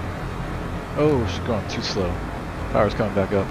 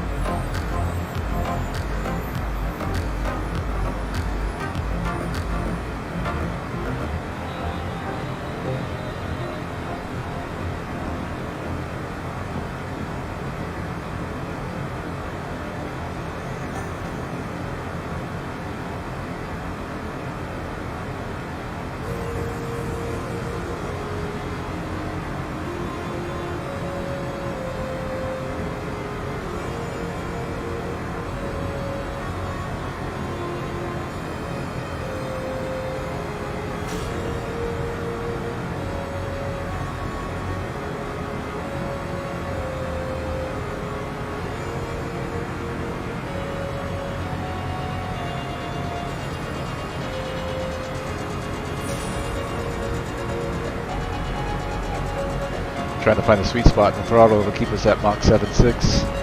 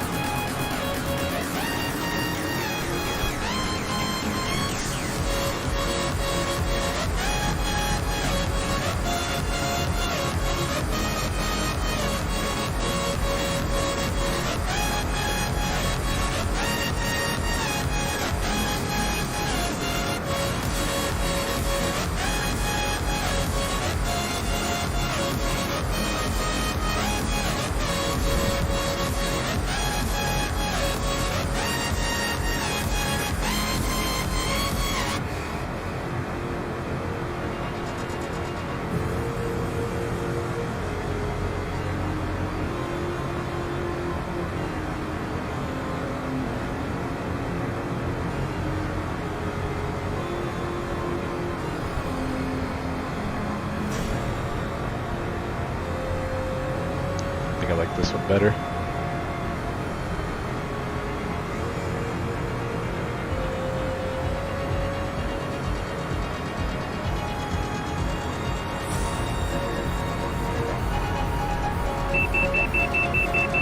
So over speed again.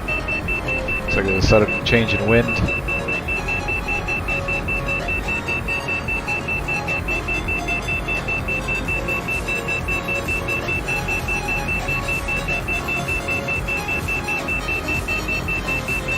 See her in the red tape, slowing her down.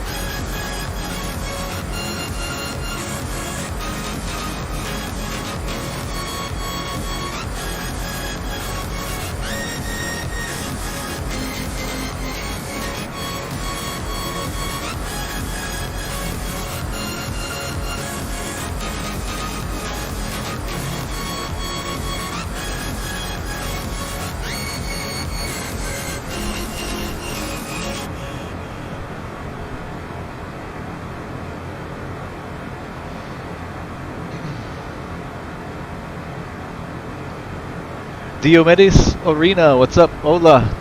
How you doing? Welcome, welcome.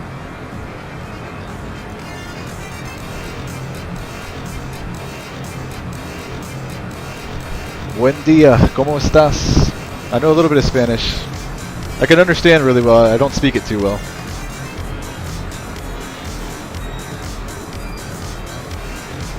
Welcome aboard.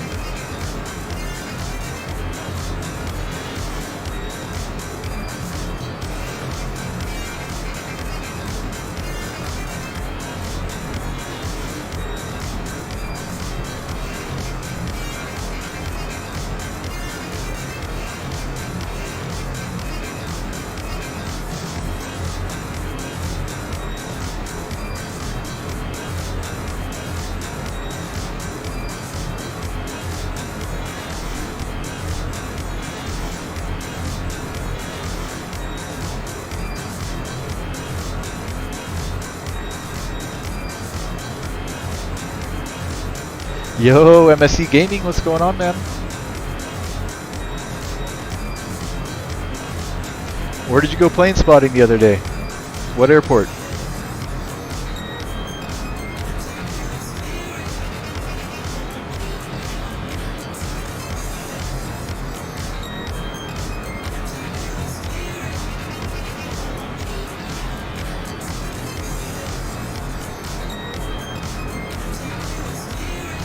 Denver, awesome, man.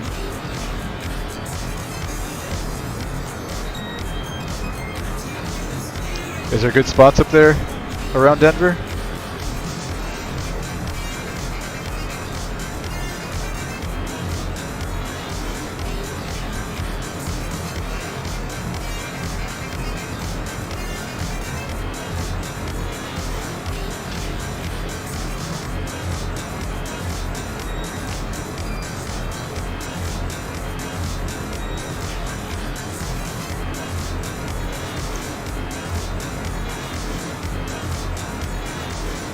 Any idea when you're gonna start flight training again?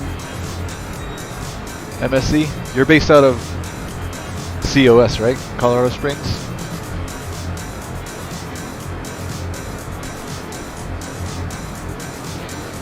MSC says they're alright. There's a parking lot along runway 25, which they only really use for departures, but I saw a couple heavies. Cool, man.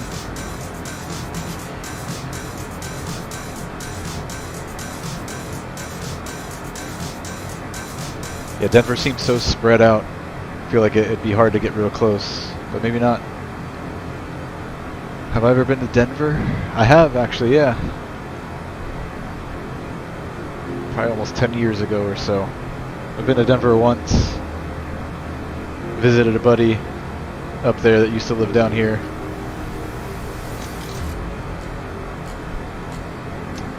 This was probably around 2009 or 2010, I think.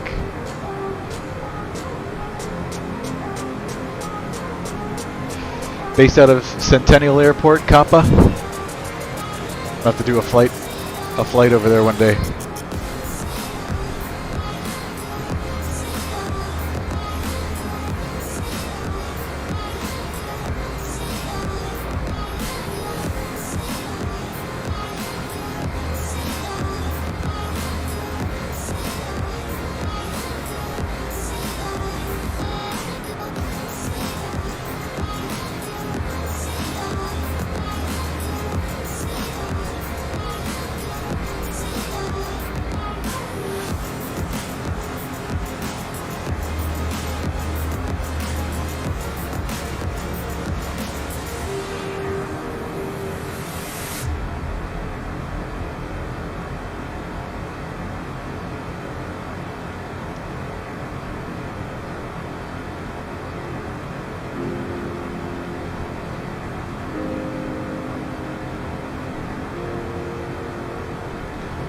Field elevation 5885. Where's Bravo start? 8,000.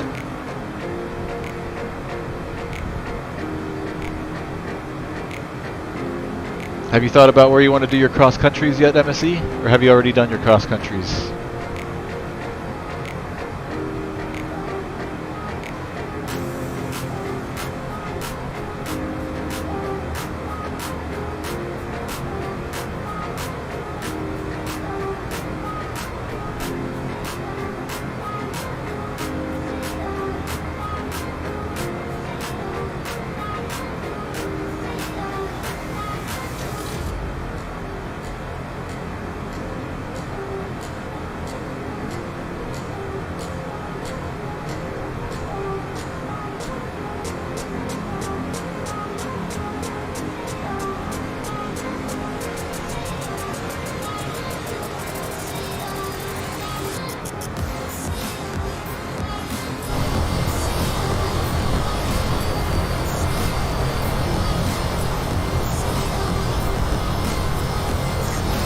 Haven't done any yet. Haven't really thought about it either.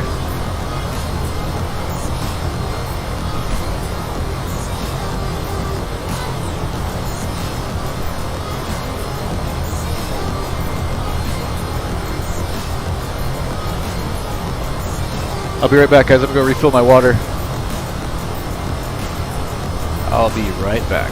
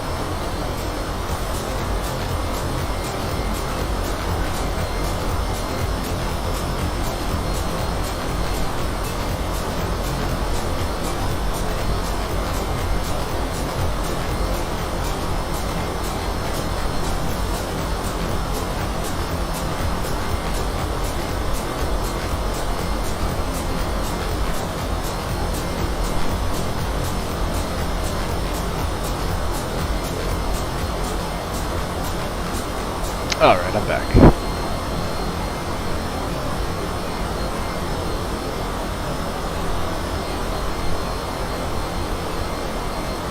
Let's see, how much longer we got to go here?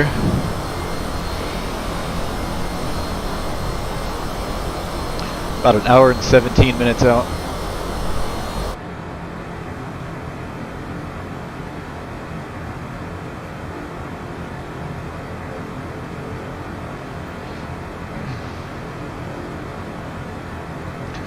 Our next waypoint is ZQA, which will be the beginning of the arrival. So we're going to be doing the Flipper 7 ZQA transition.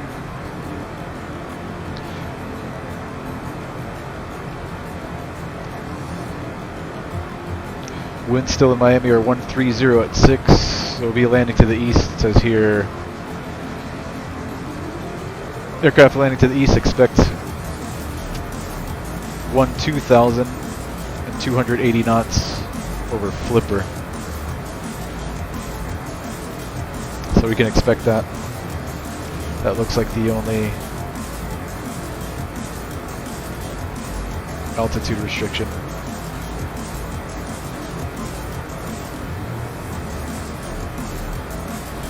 Hopefully Miami Center jumps online. I don't think they're online right now. Let's check again.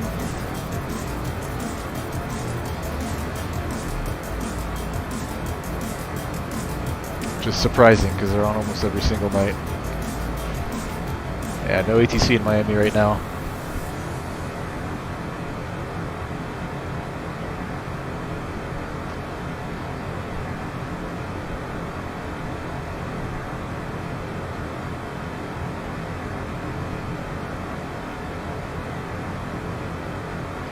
Here's our airplane.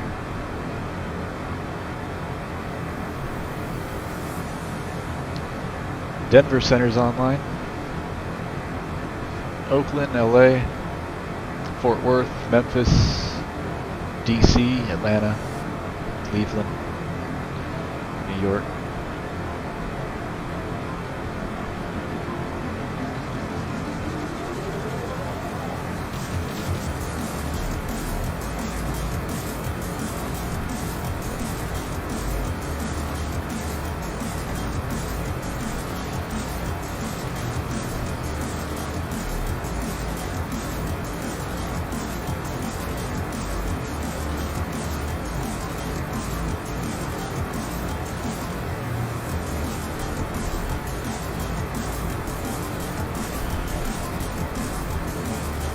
ETE, about an hour and 14 minutes, MSE. I am in the Miami area, yes sir. I'm based out of TMB, Tango Mike Bravo, which is Miami Executive, formerly known as Tamiami Airport, although we still refer to it as Tamiami.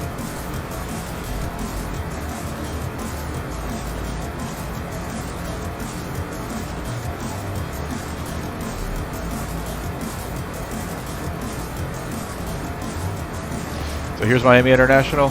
This is the last bit of our route here. The arrival, my airport's right here, underneath the Bravo.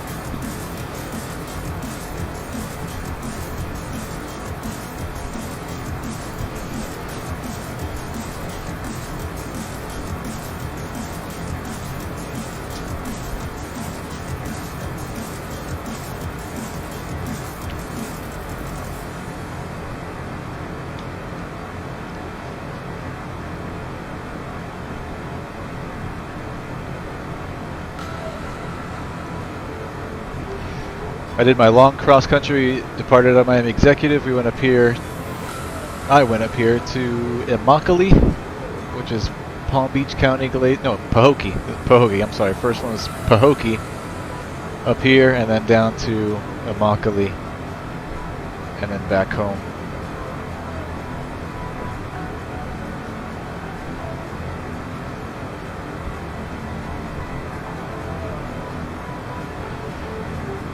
I have not flown since I passed my check ride on the 27th of February. It was kind of windy several weeks afterwards, and then I wanted to fly, was it today? Yeah, today, but I didn't book an airplane in time. I'm thinking my first flight as a private pilot is going to be out of Miami Executive, obviously. I'm thinking about heading down to Marathon in the Florida Keys. Done it in the simulator a couple times already. I've actually flown there once many years ago with an instructor when I first started my flight training back when I was 16. Long time ago. I haven't been there since, so I kind of want to revisit. I think that's going to be my first flight as a private pilot. I depart out east, come out this way, and then just follow the Keys all the way down to Marathon.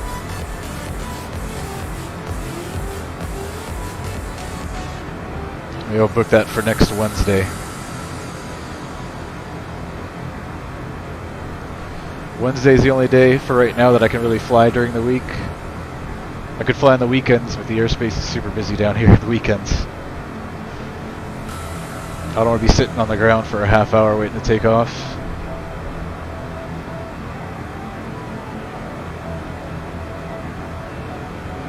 I like to fly when it's slow.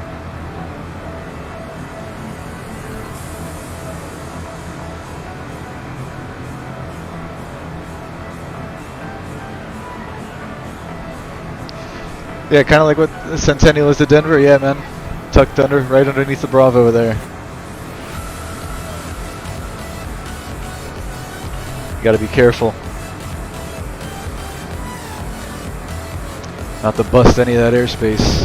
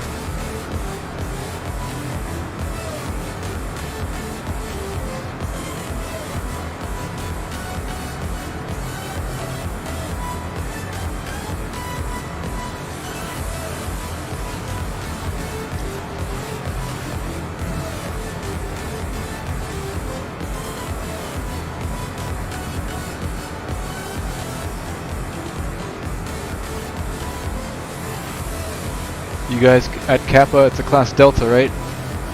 Yeah, Class Delta. Good, man. Good to train at a Delta. Class Delta.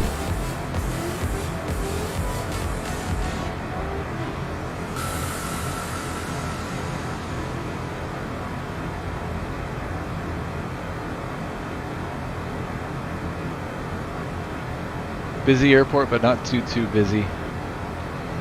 You get to practice your radio work there without having to fly somewhere else. That's good.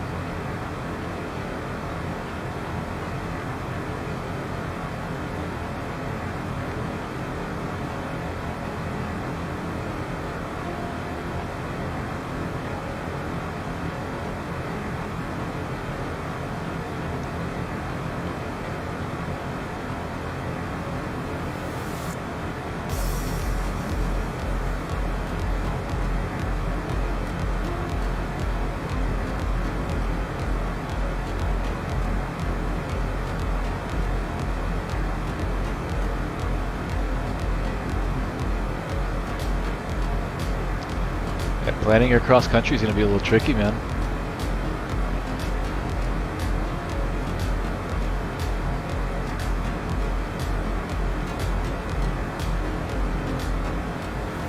Colorado Springs is 46 nautical miles, just shy of 50 from Centennial.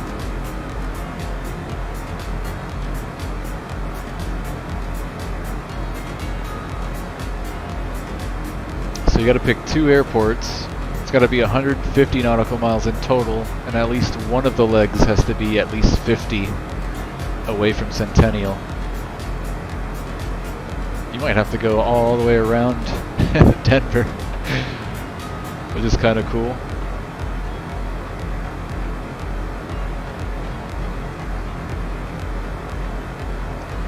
Maybe like Centennial up to Rocky Mountain Metro, and then all the way out over here to like Fort Morgan, and then back to Centennial, something like that.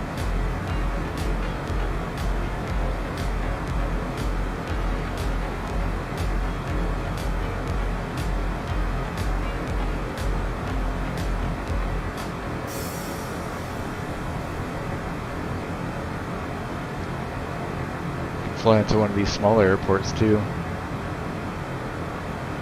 See, what if we did Rocky Mountain and then out to Fort Morgan? That's 66, so that would qualify. And then back to, so what's the totals there? There you go, perfect. 156 nautical miles, and you've got Fort Morgan 67 miles away from Centennial. So you could do something like this.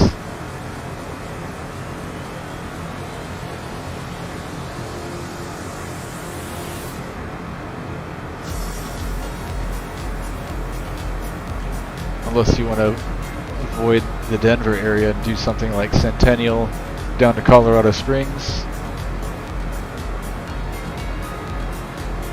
I don't think you need a special endorsement to fly to a Class Charlie airport. It'll just, your instructor will have to train you. It's essentially the same as a Delta. They're just going to give you a squawk code. You're going to have to contact approach first instead of tower. So you could do Centennial to Colorado Springs and then out here to Lyman.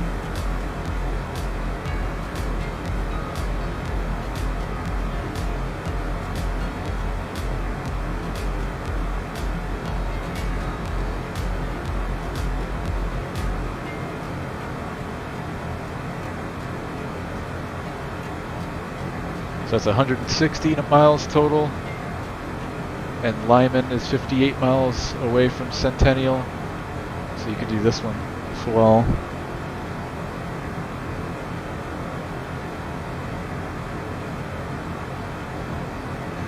You would, since Lyman's at over 50 miles away from Centennial, you wouldn't even have to fly to Colorado Springs if you want to avoid the Class Charlie. You could go to this airport here, Colorado Springs East,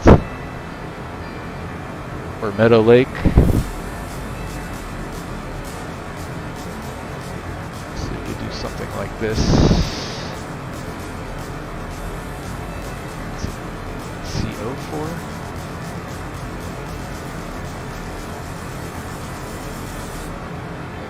Oh, no, but that's not 150. That's 146 miles.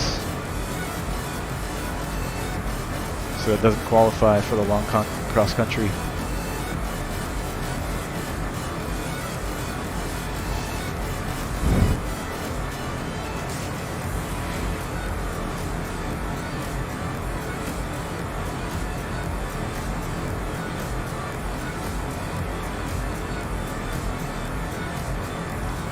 You could fly out the bullseye instead.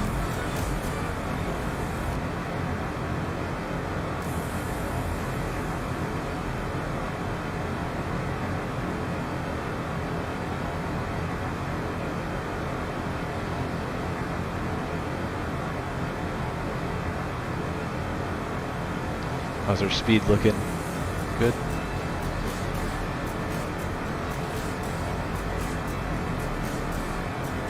Hey yo, what's up, Raiden? We'll catch up on messages here. MSC says he does cop out a K-Cost almost every day in the sim. Raiden, what's up, Raiden? Finally upgraded aircraft. Yep. We're in the CJ4. First jet flight in a while, first IFR flight in a while.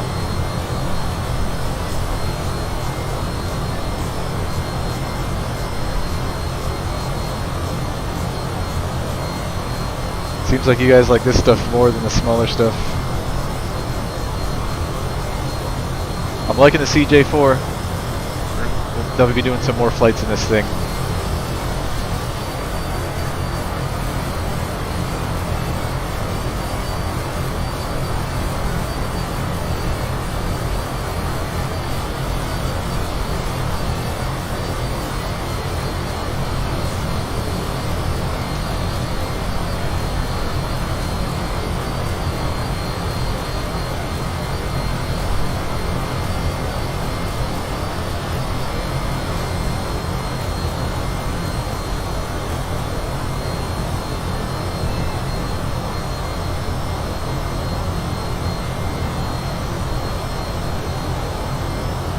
Alright, 1 hour and 2 minutes to go.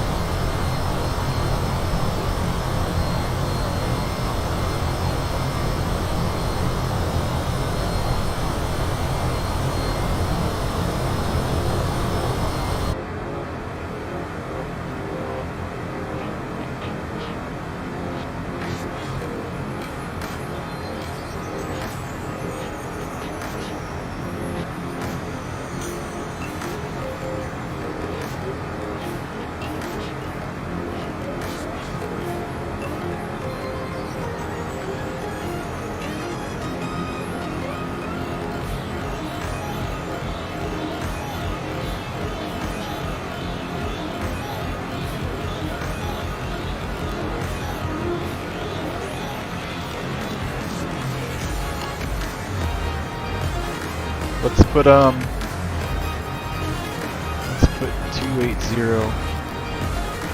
at 12,000 for flipper.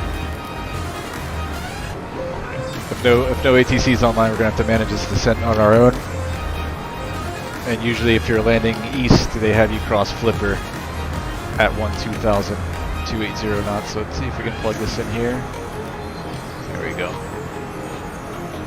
That way we can use VNav and have the autopilot guide us down. Takes all the guesswork out of it.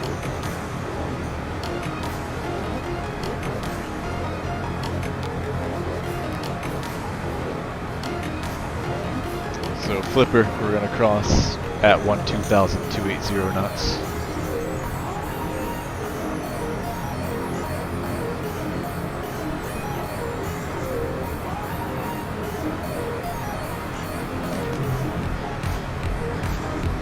Enjoy your dinner, MSC. Good seeing you, man.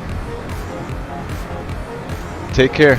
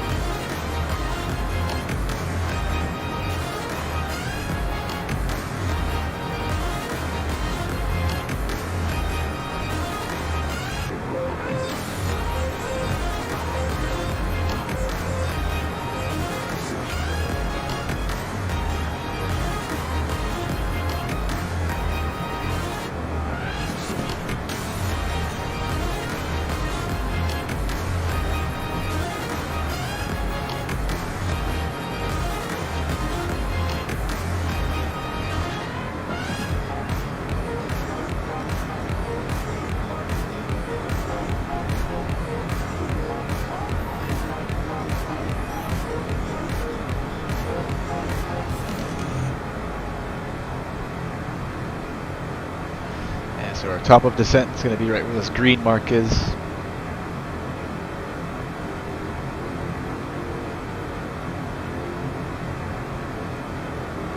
Still a little ways to go.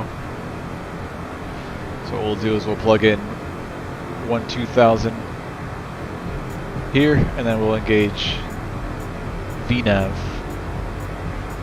right here. And then the airplane should descend us the cross flipper at 1-2000.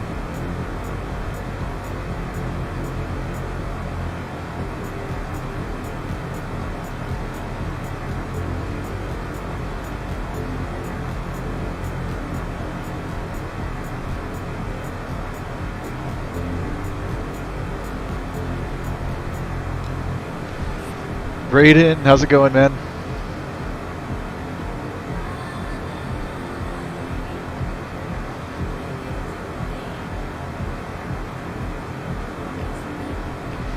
What you got going on in life?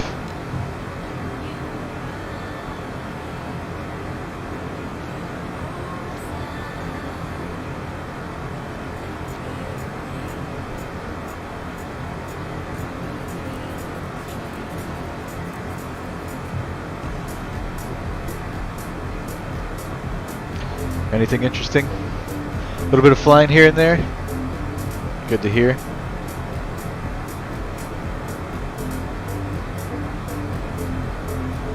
How many hours you got so far? Landings are no bueno, always flare early. I've done that a few times. The ploppers.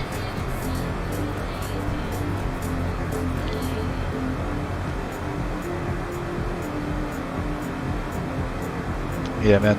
Don't be afraid to bring in a little power if you notice that you're flaring too high. I know once or twice I flared too high and I just kind of let it fall to the runway like 20 feet up. Doesn't feel good. Never again. Now every time I flare, if I notice I start to float, I just put in a little touch of power. I'd rather do that than let the airplane just drop. My landings are actually a lot better when I do bring in that little bit of power, so I actually like doing that.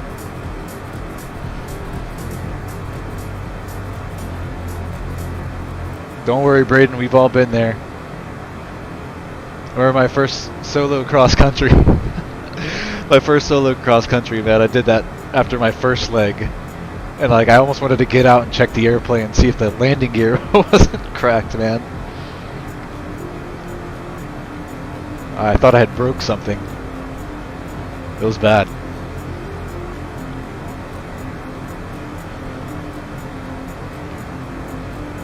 Those poor airplanes.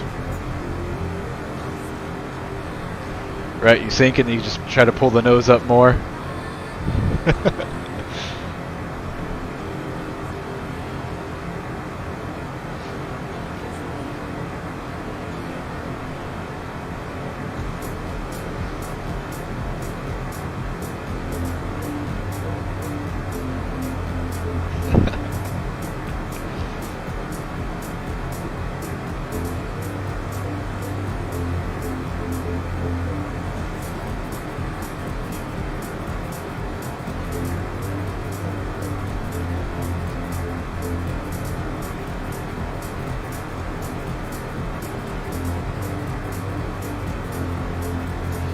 Have not flown MSFS 2020 in so long. Well, I don't know if you're affected by the latest update. I think they came out early March, or basically broke the sim for many people. Lots of people are experiencing performance issues, myself included. It's very location dependent. Like I can fly in certain areas with little to no problems, and then most other areas my frame rates has dropped to like 3 to 5 frames per second at random. And it's a known bug. A lot of people are experiencing it. So you're not really missing anything, Braden. Wait till the next update when they fix this stuff. They don't have mouse choke like they did. Yeah, yep.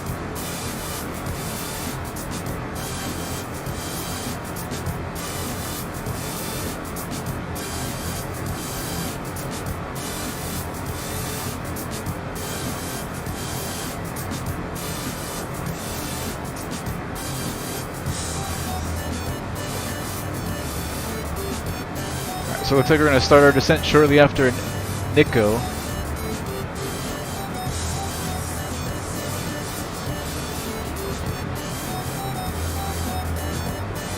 Still another 150 miles to go for our top of descent.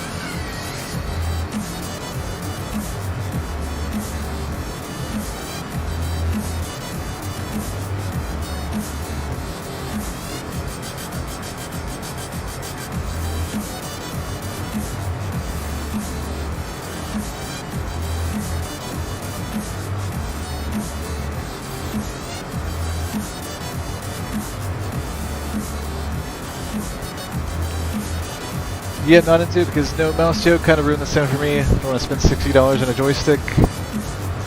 Disappointing that's not a feature.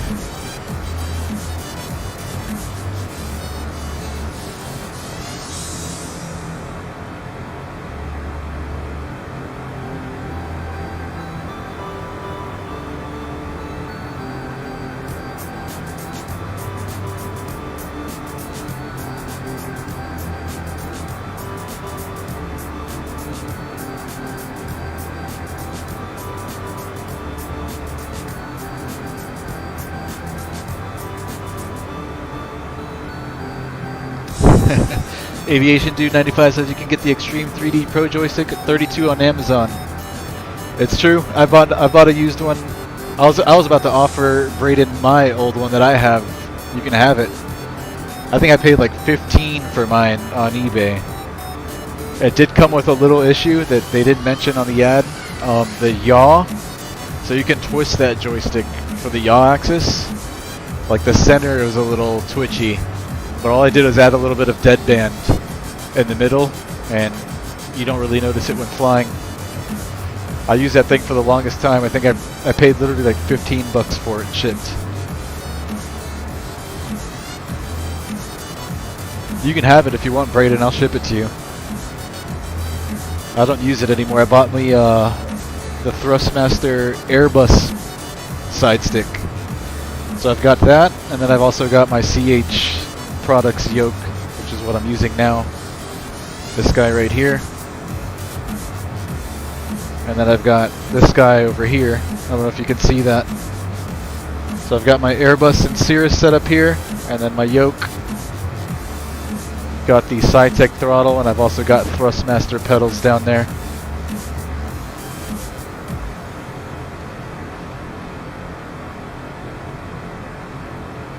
I'll send it to you, man. Email me. Email me your Addy. I'll send it to you. I don't use it.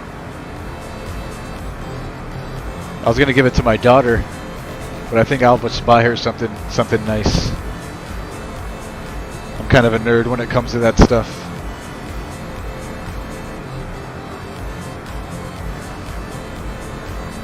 I want to buy her something new. Take care, Braden. Got psych work for school. Good catching up. Same here, brother. Take care, man. If you want my old joystick, email me. I'll send it to you.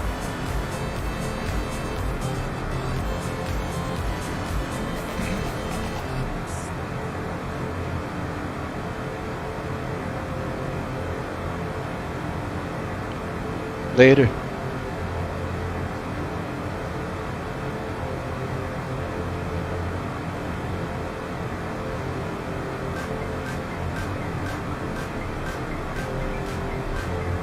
Alright, we're getting closer, guys. About 50 minutes out. 5-0. See if Miami's on.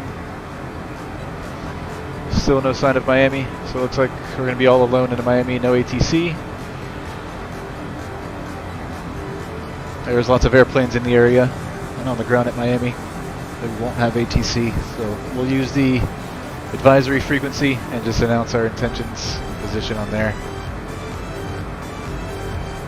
once we get a little bit closer.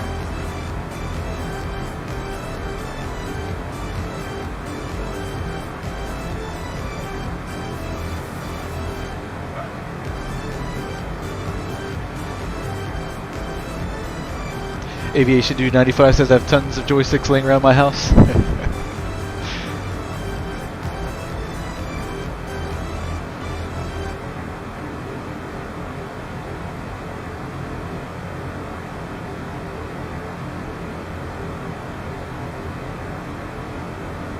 I've been using the CH Products yoke for the longest time. I actually used to have the old GamePort version.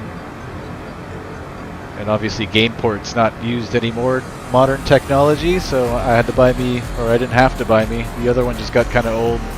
So I bought me another one, the USB version. I just like the feel of this yoke as far as like what it looks like, kind of resembles like a Cessna yoke.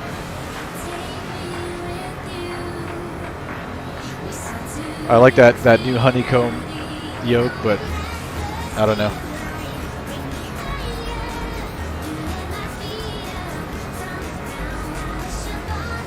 I bet it feels a lot better than this one. I just don't like the, is it ergonomics? Like it's not shaped like the airplanes that I normally fly. I like to use stuff that kind of resembles the stuff that I actually fly in real life. So about a year ago I was training in a 172 Romeo, and they have the big yoke that looks almost identical to this as far as like size and shape wise.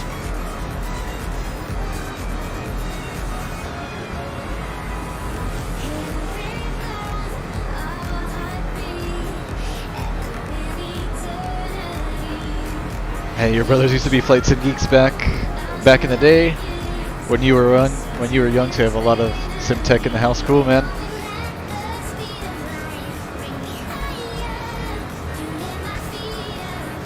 I remember I was introduced to Flight Simulator.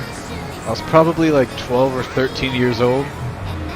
I went over to a buddy's house and he had Microsoft Flight Simulator 95 installed on his computer. I think it just came with Windows back at that time. I played that once or twice at his house and I was hooked ever since. Shortly after that, my family had bought a laptop. A Toshiba laptop, and that thing was like this thick probably. And I had bought Microsoft Flight Simulator 98. That was my first simulator that I owned. I've been simming ever since. So started out off like everybody else on mouse and keyboard, then bought a cheap joystick. I can't remember the name of the first joystick I bought, but I think it was a Logitech joystick. It was like gray in color and had red buttons. I think my buddy had the Microsoft Sidewinder joystick, which was a popular one back then.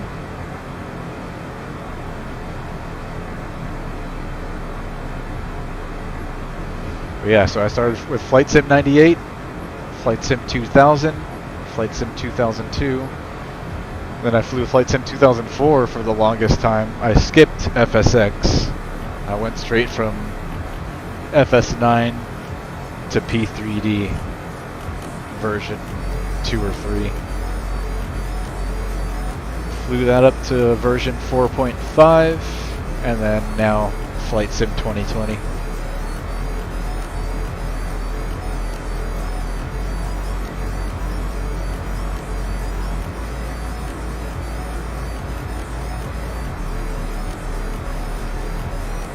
Alright, since no ATCs online, we'll assign ourselves an approach here. We can do the ILS for 8 right, we can do the RNAV 8 left.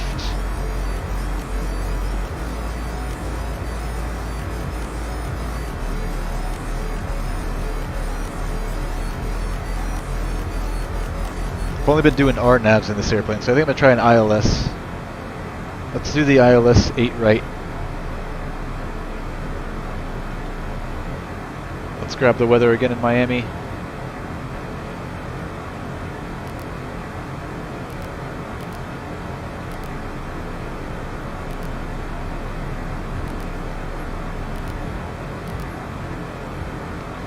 Alright, wind still 130 at 10 statute mile, visibility few clouds, flight level 250, temperature 25, 2.21, altimeter 3003.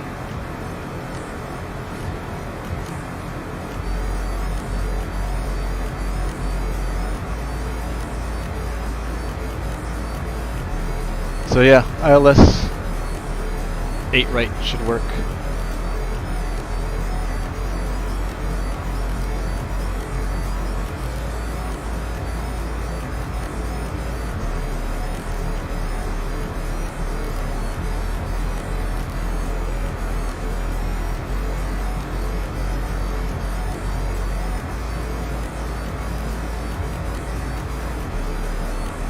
Start briefing that once we get a little bit closer.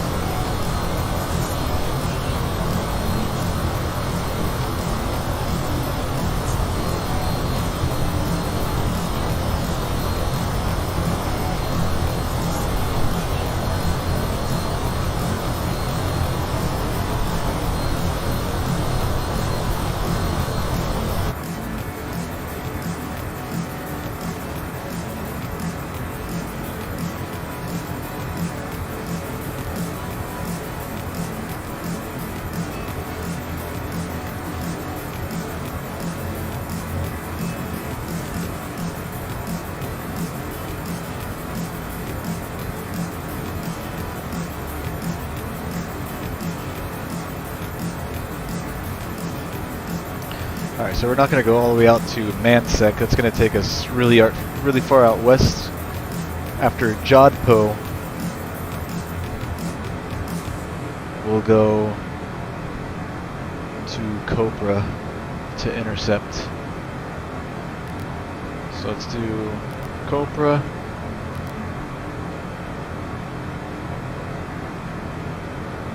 After Jodhpur, yeah, so Copra would go here. Jodhpur to Copra.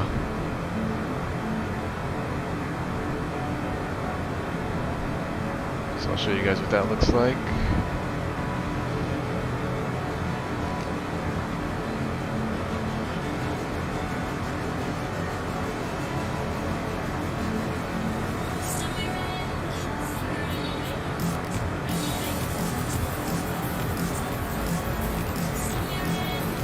So it's going to be Flipper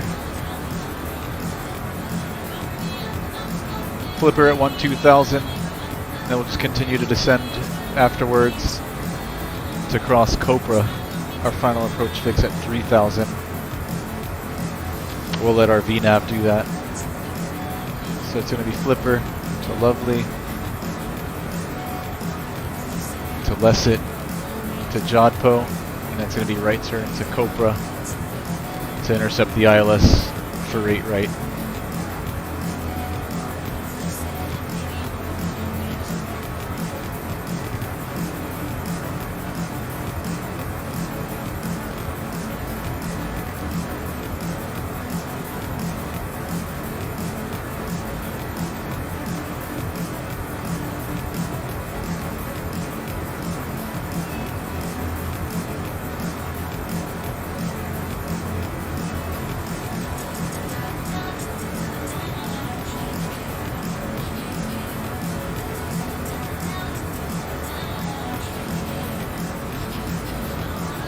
So we've got Flipper in here, 280 knots, 12,000. And then we've got 3,000 at Cobra.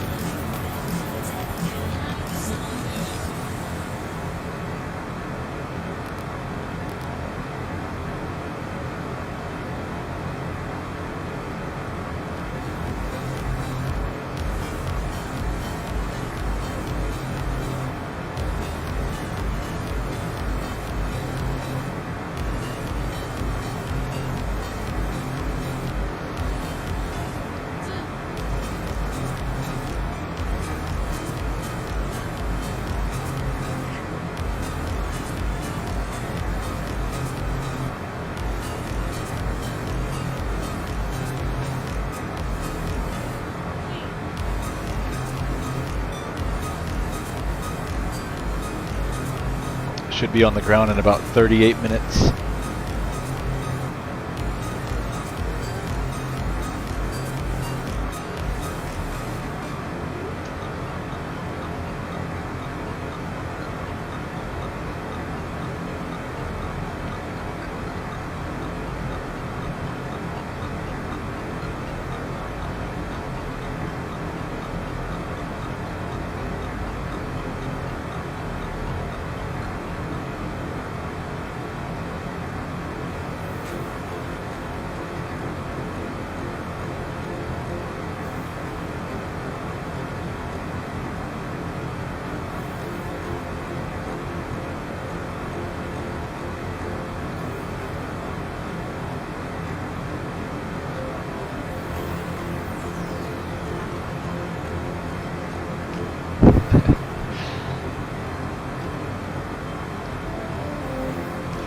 So Aviation Dude 95, your family is full of av geeks, huh?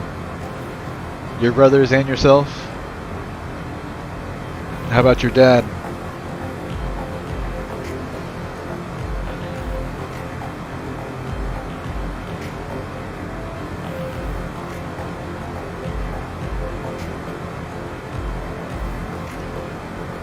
That's so cool, man. I wish my dad was an aviator.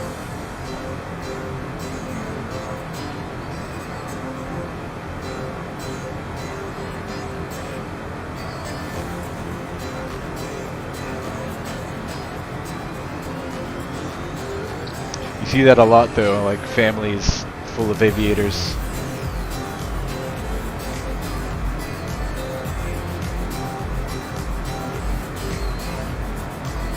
My brother-in-law, my sister's boyfriend, baby daddy, he's in a family. He's not an aviator himself, but he's in a family full of aviators. Like his dad's a pilot, his aunt's a pilot. There might be one or two others.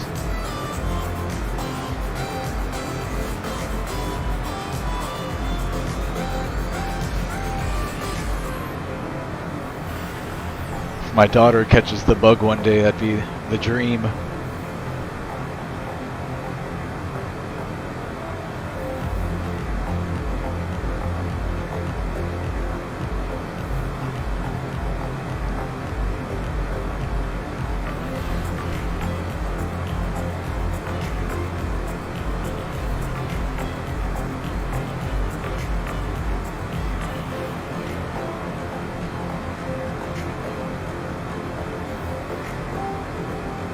Is that ice there on the wings?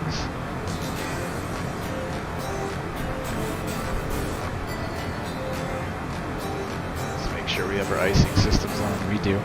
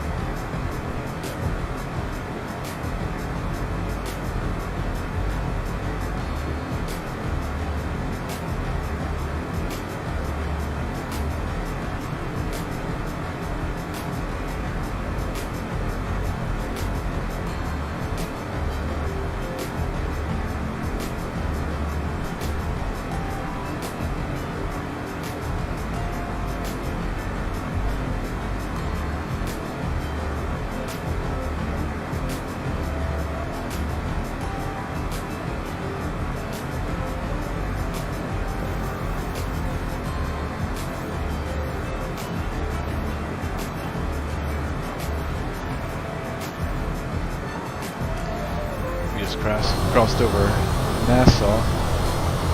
It's back here.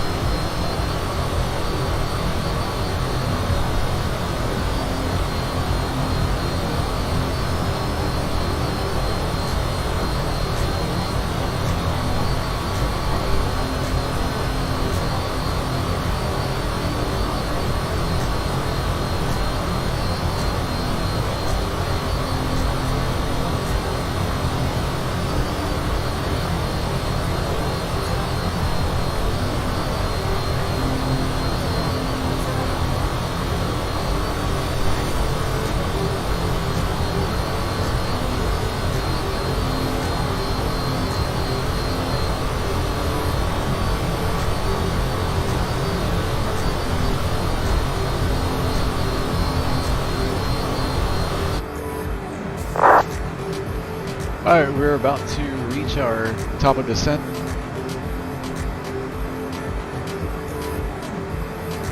Let's plug in 12,000. To cross flipper. 12,000, and then let's activate our VNav.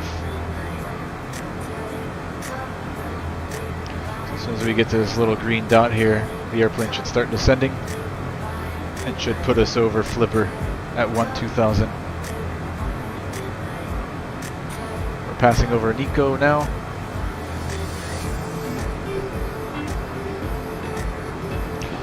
So here's the flipper 7 arrival. We're crossing over Nico intersection here, and we want to cross flipper Miami. Aircraft landing east, expect 12,000 and 280 knots over flipper. And then after flipper, it's to Lovely, to Licit, to Jodhpur, and then we'll start our right turn to begin the ILS 8 right approach.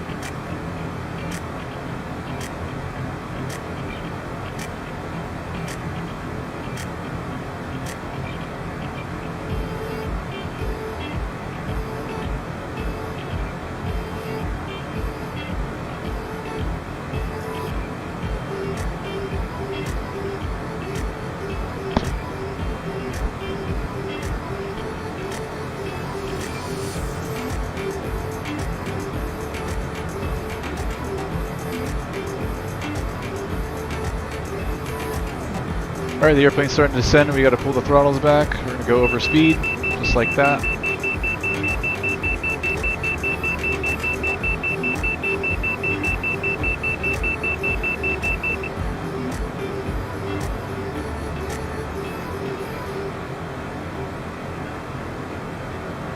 And we are on our way down.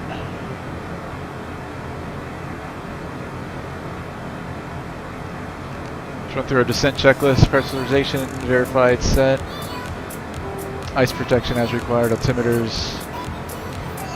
Let's see, altimeter in Miami was 3003.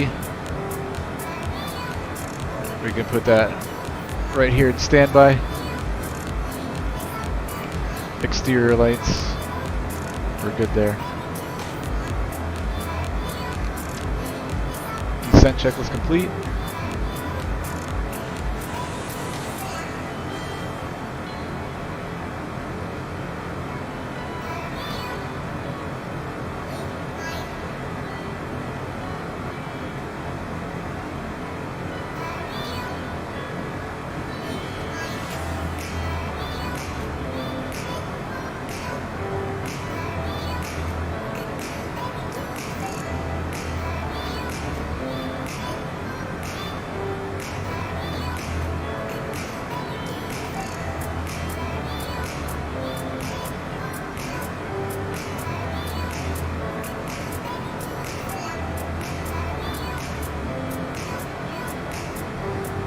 Obi Master, what's up, man? Welcome. I always end up stalling in the Cessna while landing.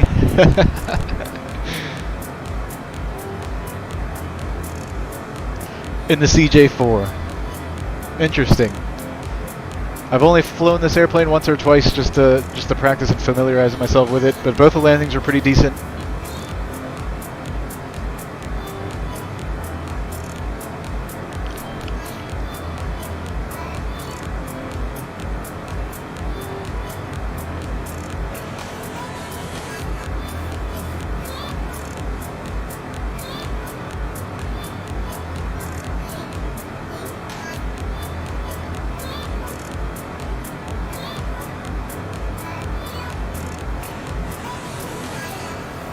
Alright, so flipper at 1-2000, then after flipper we want to cross Copra. Is it Copra? Our final approach fix at 3000.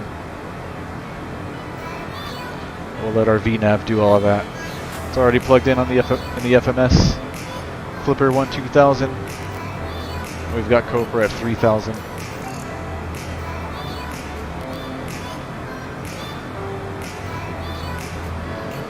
We're going to be doing the ILS 8 right approach.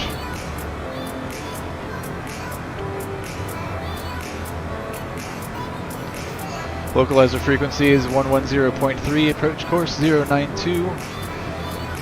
We've got 10,500 foot of runway. Touchdown elevation is going to be 8 feet. ATIS 119.15. Miami approach is not online. 124.85. Miami tower, which is not online. 118.3. Our final approach fix is going to be Copra at 3000, and then we'll go down to Lawn.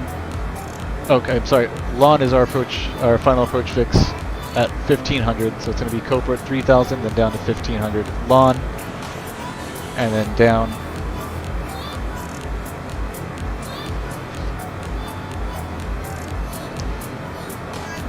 We have Melzer lighting at 8 right, Miami. If we are missed approach, we'll climb 800, then climb the left turn to 3000 on heading 270, and on Dolphin, Vortac, radial 335 to Barbara.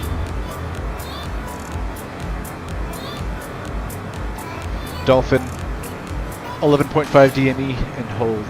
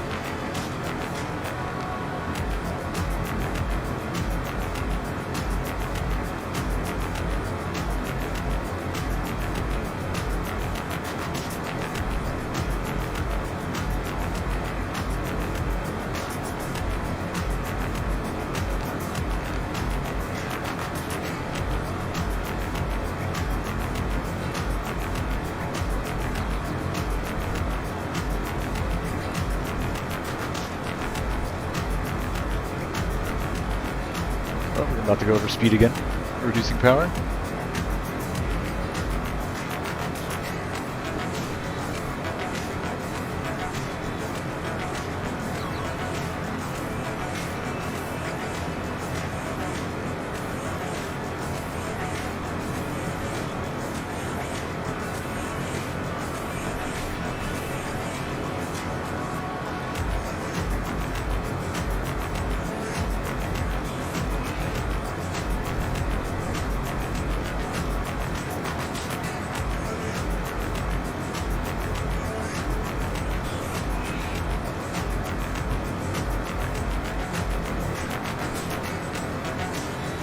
Plugging in our minimums, our radio altimeter.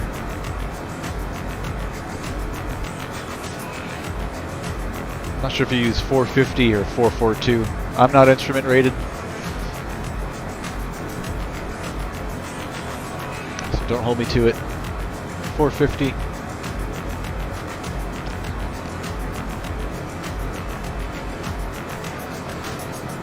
Alright, weather's good in Miami, so we should have a runway way before that.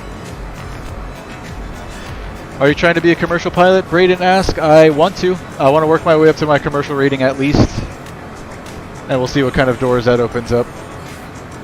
Hope to start working on my instrument rating real soon. Trying to save up a little bit of cash before I jump right into it. But yes, I'd like to, Braden. It's not something I'm dead set on, like 100% committed to.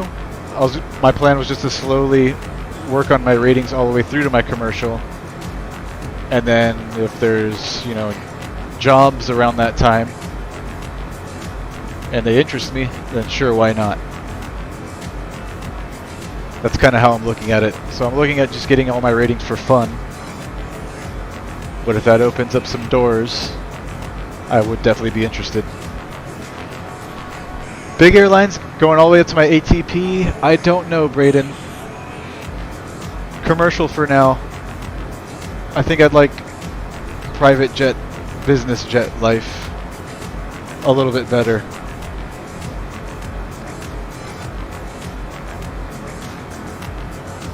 And I don't know if I can afford 1,500 hours to get my ATP. But maybe. How old am I? I'll be 35 in April next month, Braden.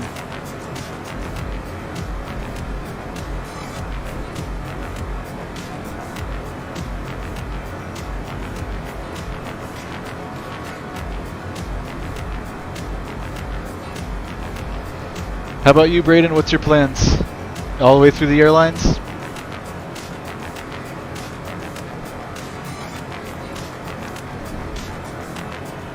Never too old. Yeah, I'm right around that age where it's like, I gotta start deciding.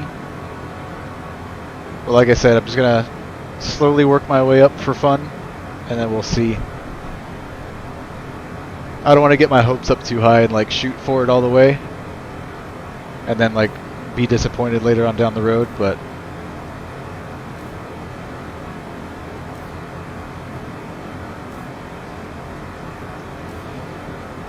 Alright, we're about to cross through flight level 180, transition altitude, so we'll set our altimeter to 3003. See if that's what they're still showing in Miami. I've had this in your way, sorry.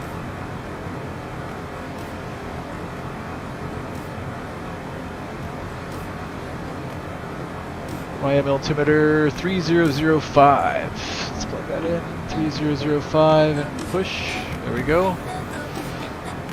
Over here as well, 3005. 3 times.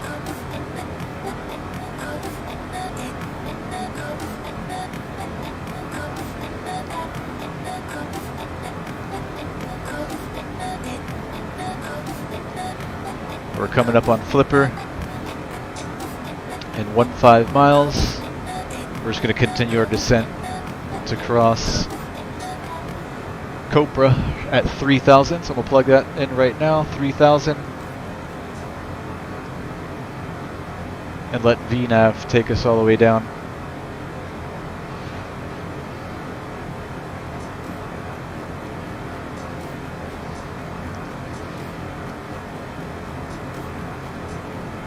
That sounds about right, Braden. 45 is like where you have to draw the line and think of something else. I agree. Braden says, I'm 16 now, all the way to the airlines. Yeah, man, do it up. You got it. United 787 or FedEx 777. Sweet.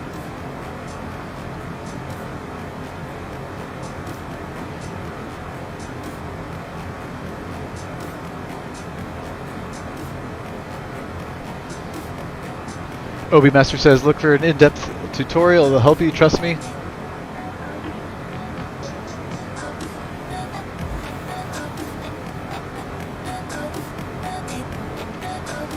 Yeah, since I started flight training semi-recently and finished my PPL, and about to start working on my instrument, I've been so interested solely in GA stuff. So I've kind of like took my focus off the IFR stuff. Now I'm about to start my instrument. I'll be interested to see, or more interested to learn the ins and outs of IFR.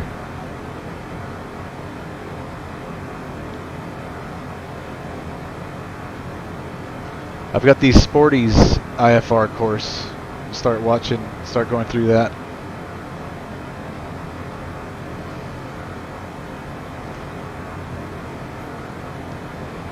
Has Microsoft Flight Simulator been helping me? Yes, OB Master, yes, man. I'm a firm believer in flight simulators. I think they're an excellent tool. Not only to learn, but to stay proficient when you can't afford to fly as often. Flight Simulator is an awesome tool, man. Alright, let's see if there's any ATC on in Miami. Nope, so we're on our own.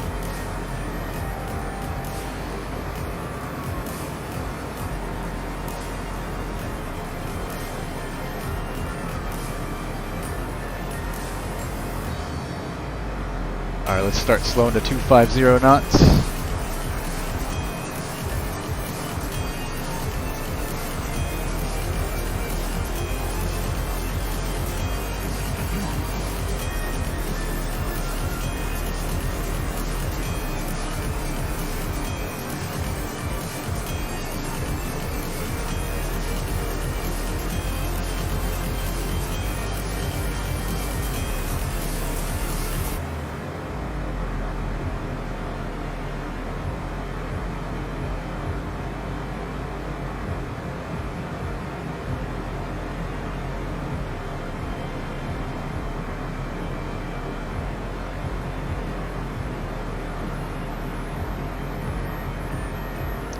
Alright, so since I've already selected the ILS 8 right, I think the airplane should automatically tune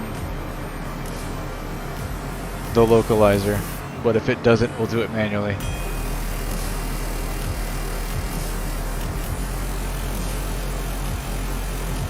hasn't done it yet, but I think it won't do it till you get a little bit closer. Alright, speed's looking good. Let's hold 240 knots.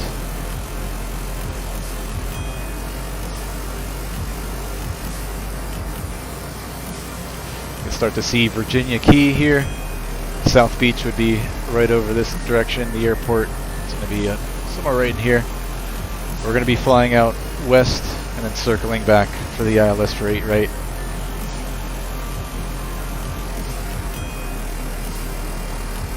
Alright, here we go, yep. LOC will be tuned. That's the message I want to see, so it should automatically tune the ILS frequency for us. There it goes. 110.3. And it's got the approach course set as well. 0902. We've got our minimums in there.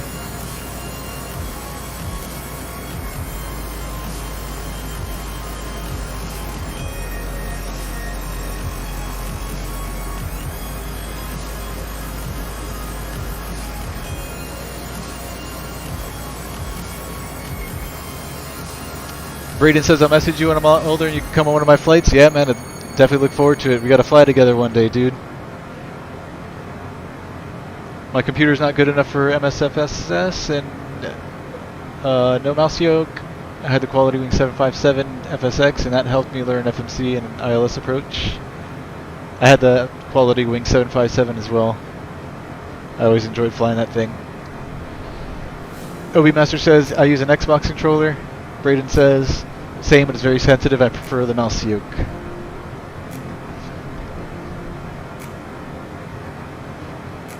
Alright, you can see the airport there. That's Miami International.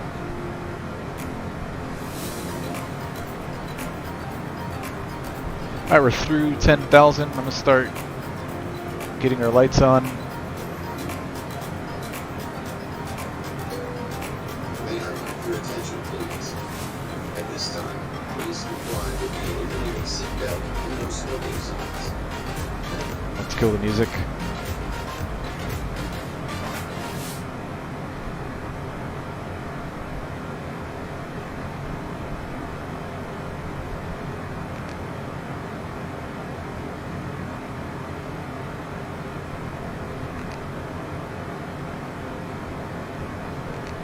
Alright, approach checklist, landing data confirmed, the crew briefing complete, avionics instruments checked, minimum set. Fuel transfer, we didn't use that, lights are on, ice protection. Alright, we can turn that off, we don't need that anymore.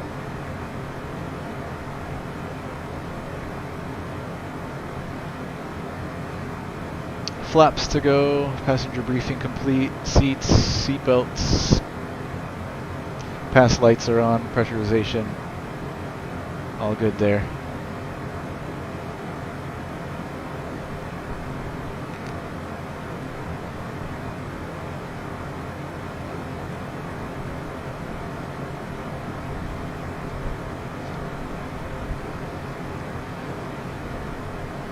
Braden says, are you going to buy the CRJ 700-550? Yes, Braden, after the next flight simulator update. So like I was saying earlier, I'm one of those impacted by the latest update where I get really bad performance issues in some areas.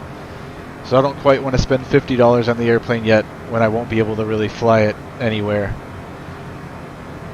So I'm waiting till Asobo fixes the performance issues with the next update, and then I do plan on grabbing that CRJ. I want to grab the CRJ and also want to grab the Just Flight Piper Arrow. Those two airplanes are on my wish list. As soon as they fix the simulator.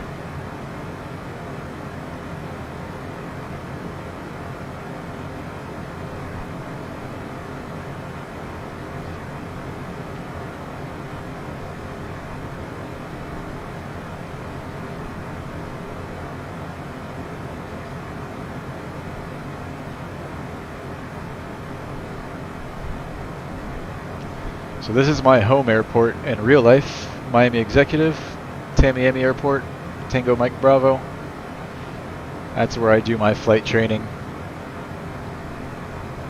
and where I rent from my flight school.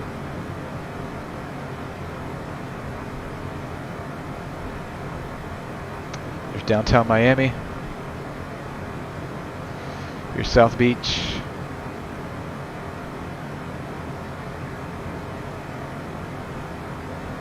Nice view of the city.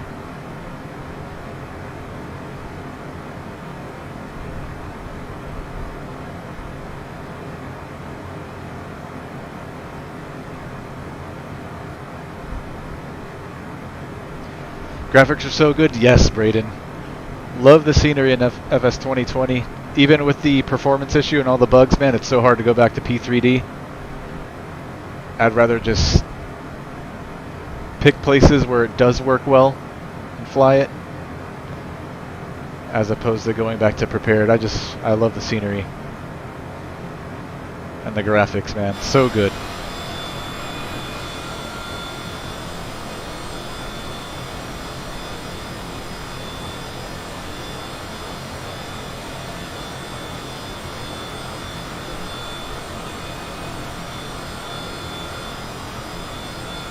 Like, that is just absolutely beautiful.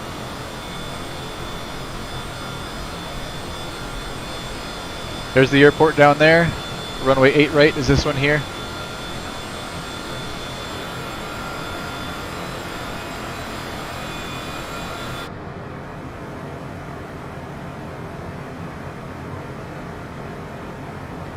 So we're going to continue out west to Jodhpur.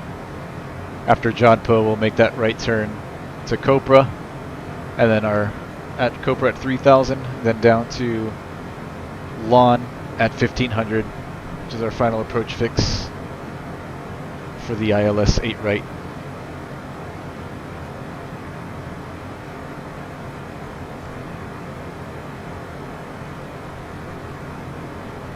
Trying to see if I could spot my street and house from up here. I live right in this area here. Sawgrass 10 is on final runway. This is US 1. Yeah, my house is like right in this area.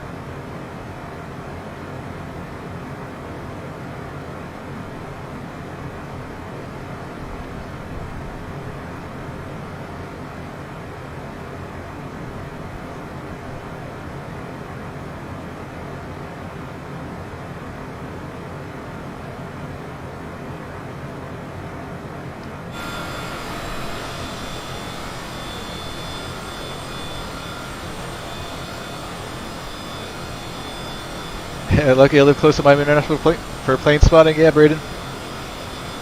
I was out there not too long ago. There's a lot of good spots at Miami too. That get you real close.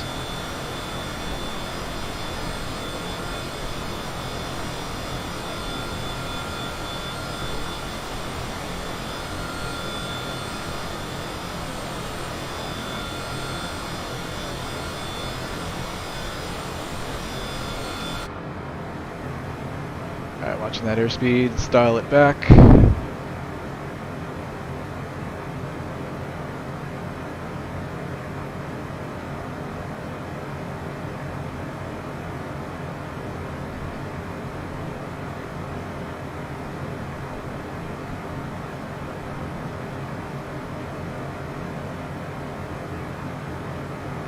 Got all of our lights on.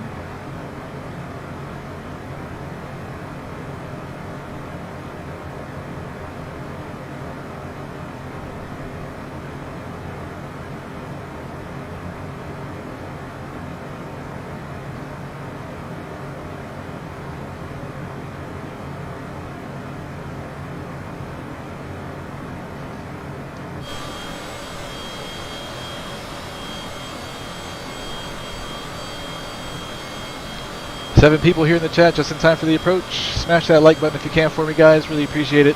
Really helps the channel.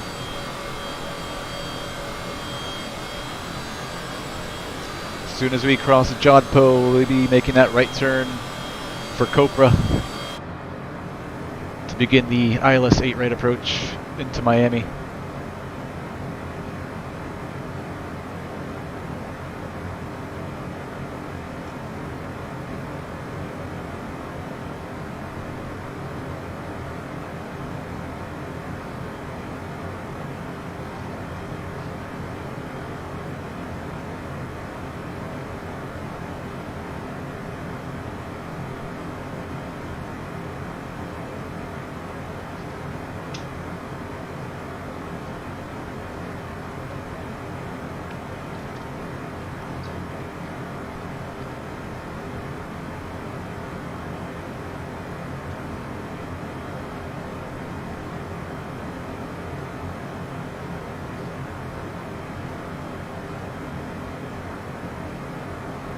I'm going to make a radio call here on 122.8. Miami traffic, November 6, 9er, Romeo Charlie, Cessna Citation 525. We're 15 miles southwest of the field, looking to join the ILS 8 right approach, Miami.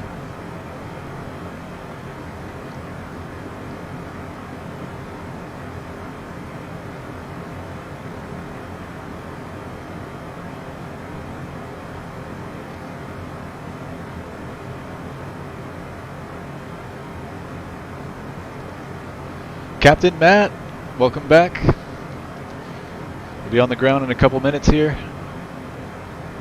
About to make a right turn to join the localizer for 8 right.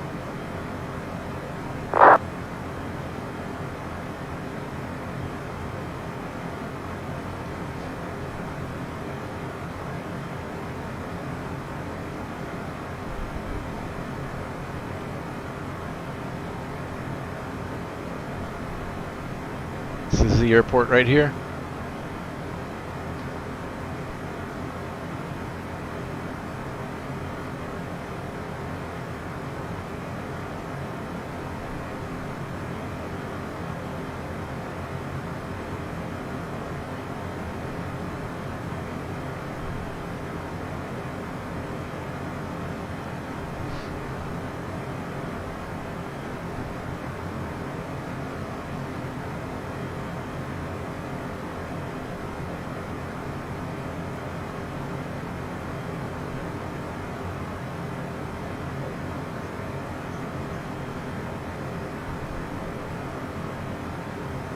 All right, let's switch to heading mode.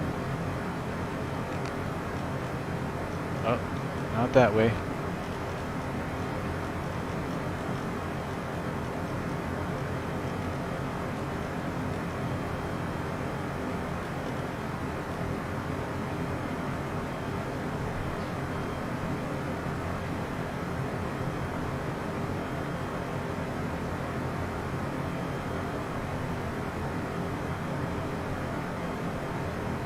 So we'll fly heading 070 to intercept.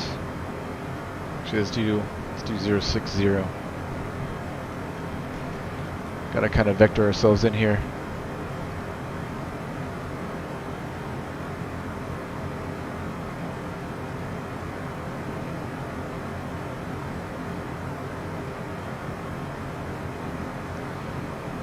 We can arm the approach.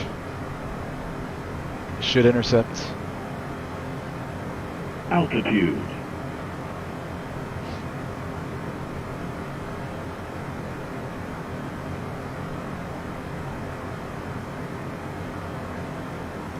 Alright, checklist before landing. The landing gear to go, flaps to go, speed brakes are down, airspeed VREF.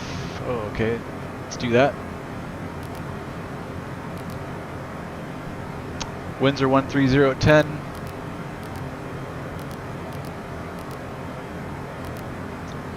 Temperature I think was 27. Altimeter 3005. Next page. VREF is going to be 103. Approach speed 110. Let's send that over to the PFD.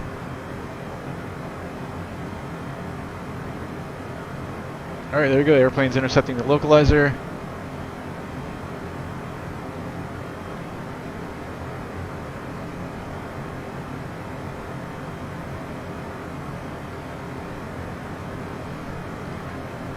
Miami traffic, November 69er Romeo Charlie, Cessna Citation 525 on the ILS 8 right approach over Cobra, Miami.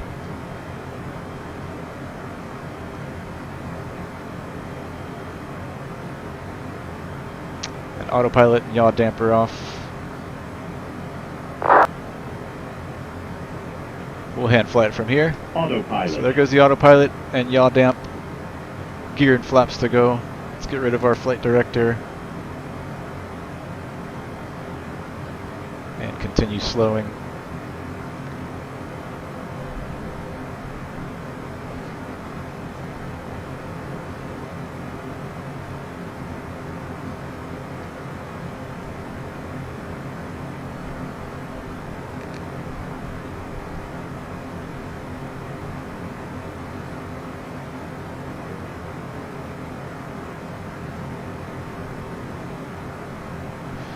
Coming in kind of hot. Let's get some help from the speed brakes.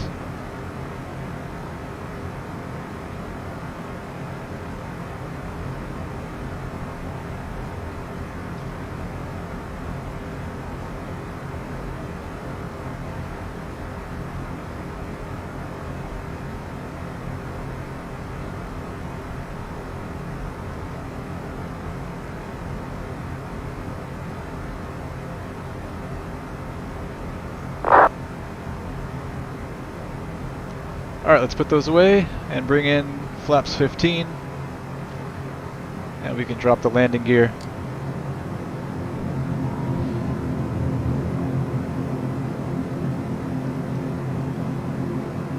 We're really high. Let's get back on the glide.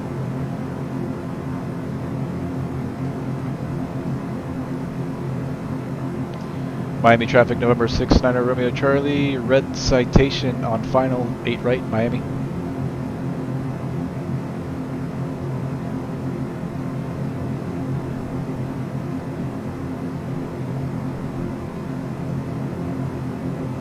Alright, rest of those flaps are coming in. Gears down in green, flaps are down. Landing checklist complete. Autopilot yaw dams away. So let's slow it down to around 110.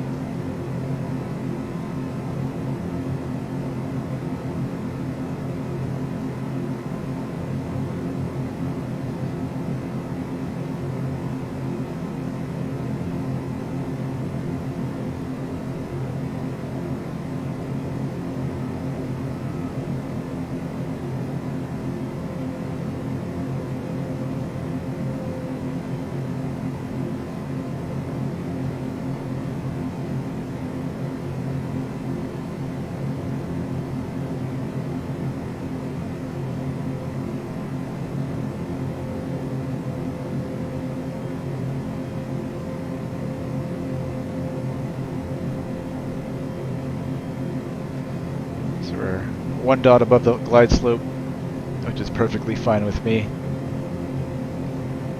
Just gonna keep her there. 500. Minimums. Alright, we're landing. Minimums.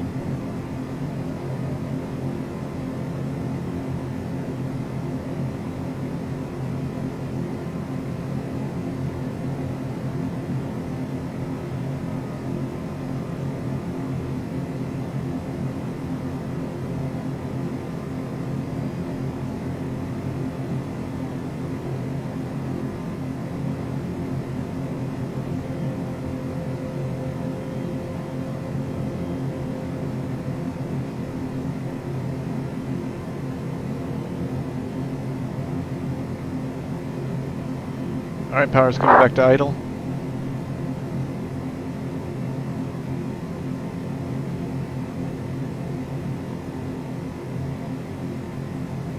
Come on, baby, touch. There it is. Speed brakes. Keep her on the center line. No thrust reversers in this airplane, so manual braking.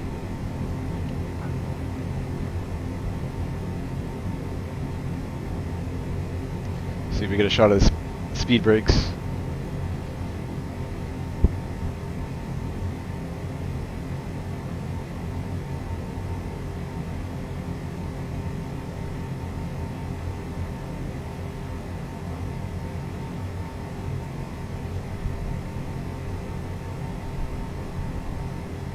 Alright, we'll exit to the left here, the next taxiway.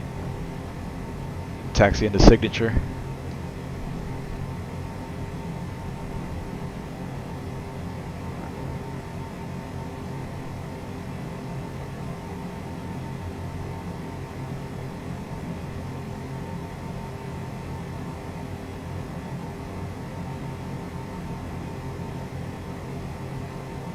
Miami traffic, November 690 Romeo Charlie, red citation, clear of 8 right, Miami. Let's make sure nobody's on using 8 left, or 8 left, 26 right, we'll just cross. Miami traffic, envoy 35111, taxi runway 8 right via Whiskey, Mike 1, Miami traffic.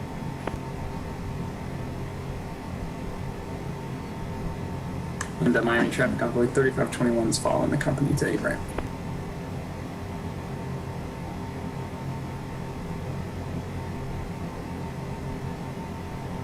Alright, so let's go through our after landing checklist and clean her up before we taxi into signature.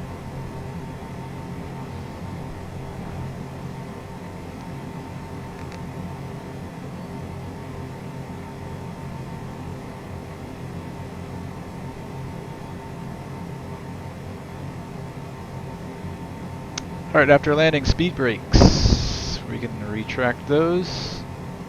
Flaps are coming up. Pitot static, we can turn those off. Ice protection is off. Radar. Turn that off. Exterior lights. Turn on our taxi light and turn off the strobe.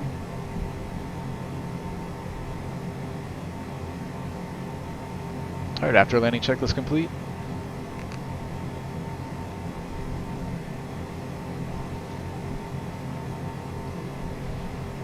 Floaty, but all good. Yeah, Braden, we did float there for a minute.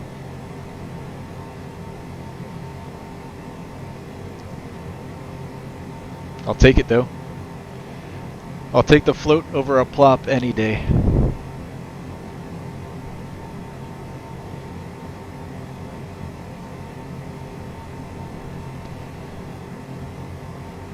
Miami traffic, red citation, taxiing to signature on Kilo, Miami.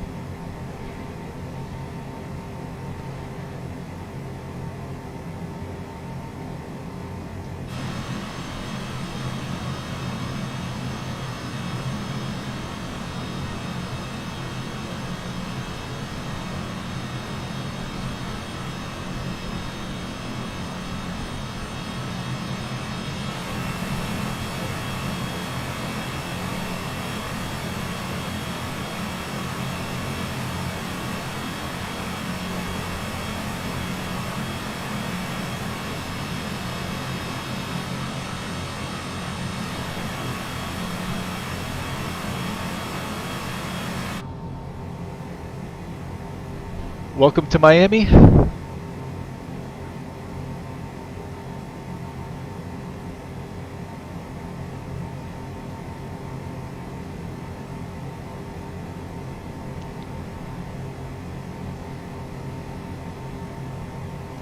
Signature is going to be a little up this way on our right.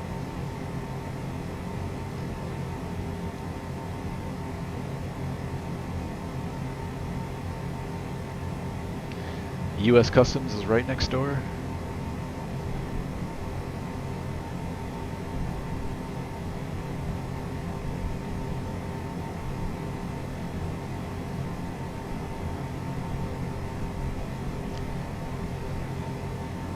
If the plane is in one piece, it's a good landing. That's right, Braden. Nice flight, Braden. Thank you, sir. Hey, Rob. Miami traffic envoy 3511, departing runway 8 right, Miami. So it should be our next right here into signature. I think this building right here is U.S. Customs. Yeah, so we'll go right here. Check in with Customs.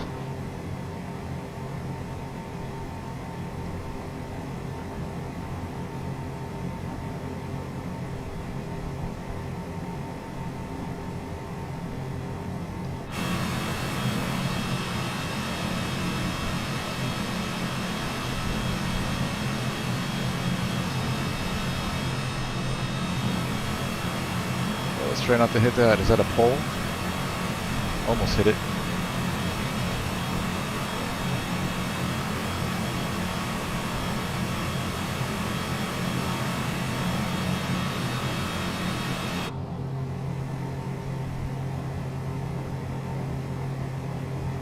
Alright, we'll stop right there. Let's engage the parking brake. Cannot see it. It's somewhere right in here.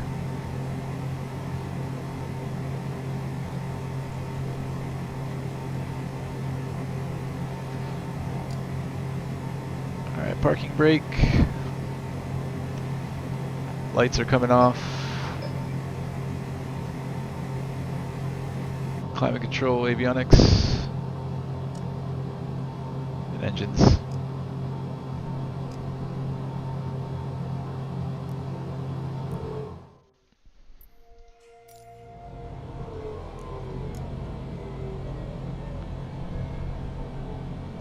Standby instruments off. Emergency lights off, generators, we can keep them where they're at, battery switch off.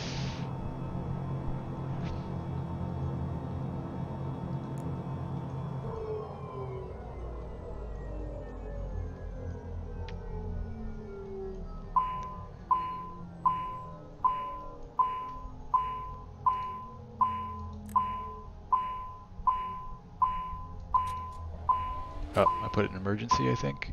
There we go.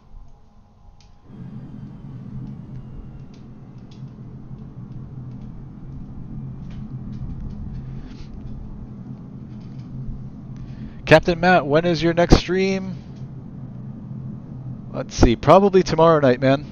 Most likely around tomorrow night around 7 or 8 p.m. Let's call it that. I probably won't be exact, but be on the lookout for me.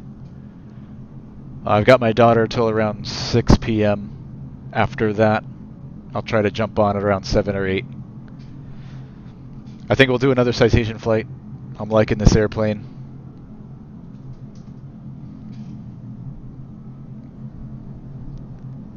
Obi Master says landing at Miami right now. Awesome. Come over to Signature. We'll have a drink. Take care, Braden. Have a good one, man. Thanks for dropping by.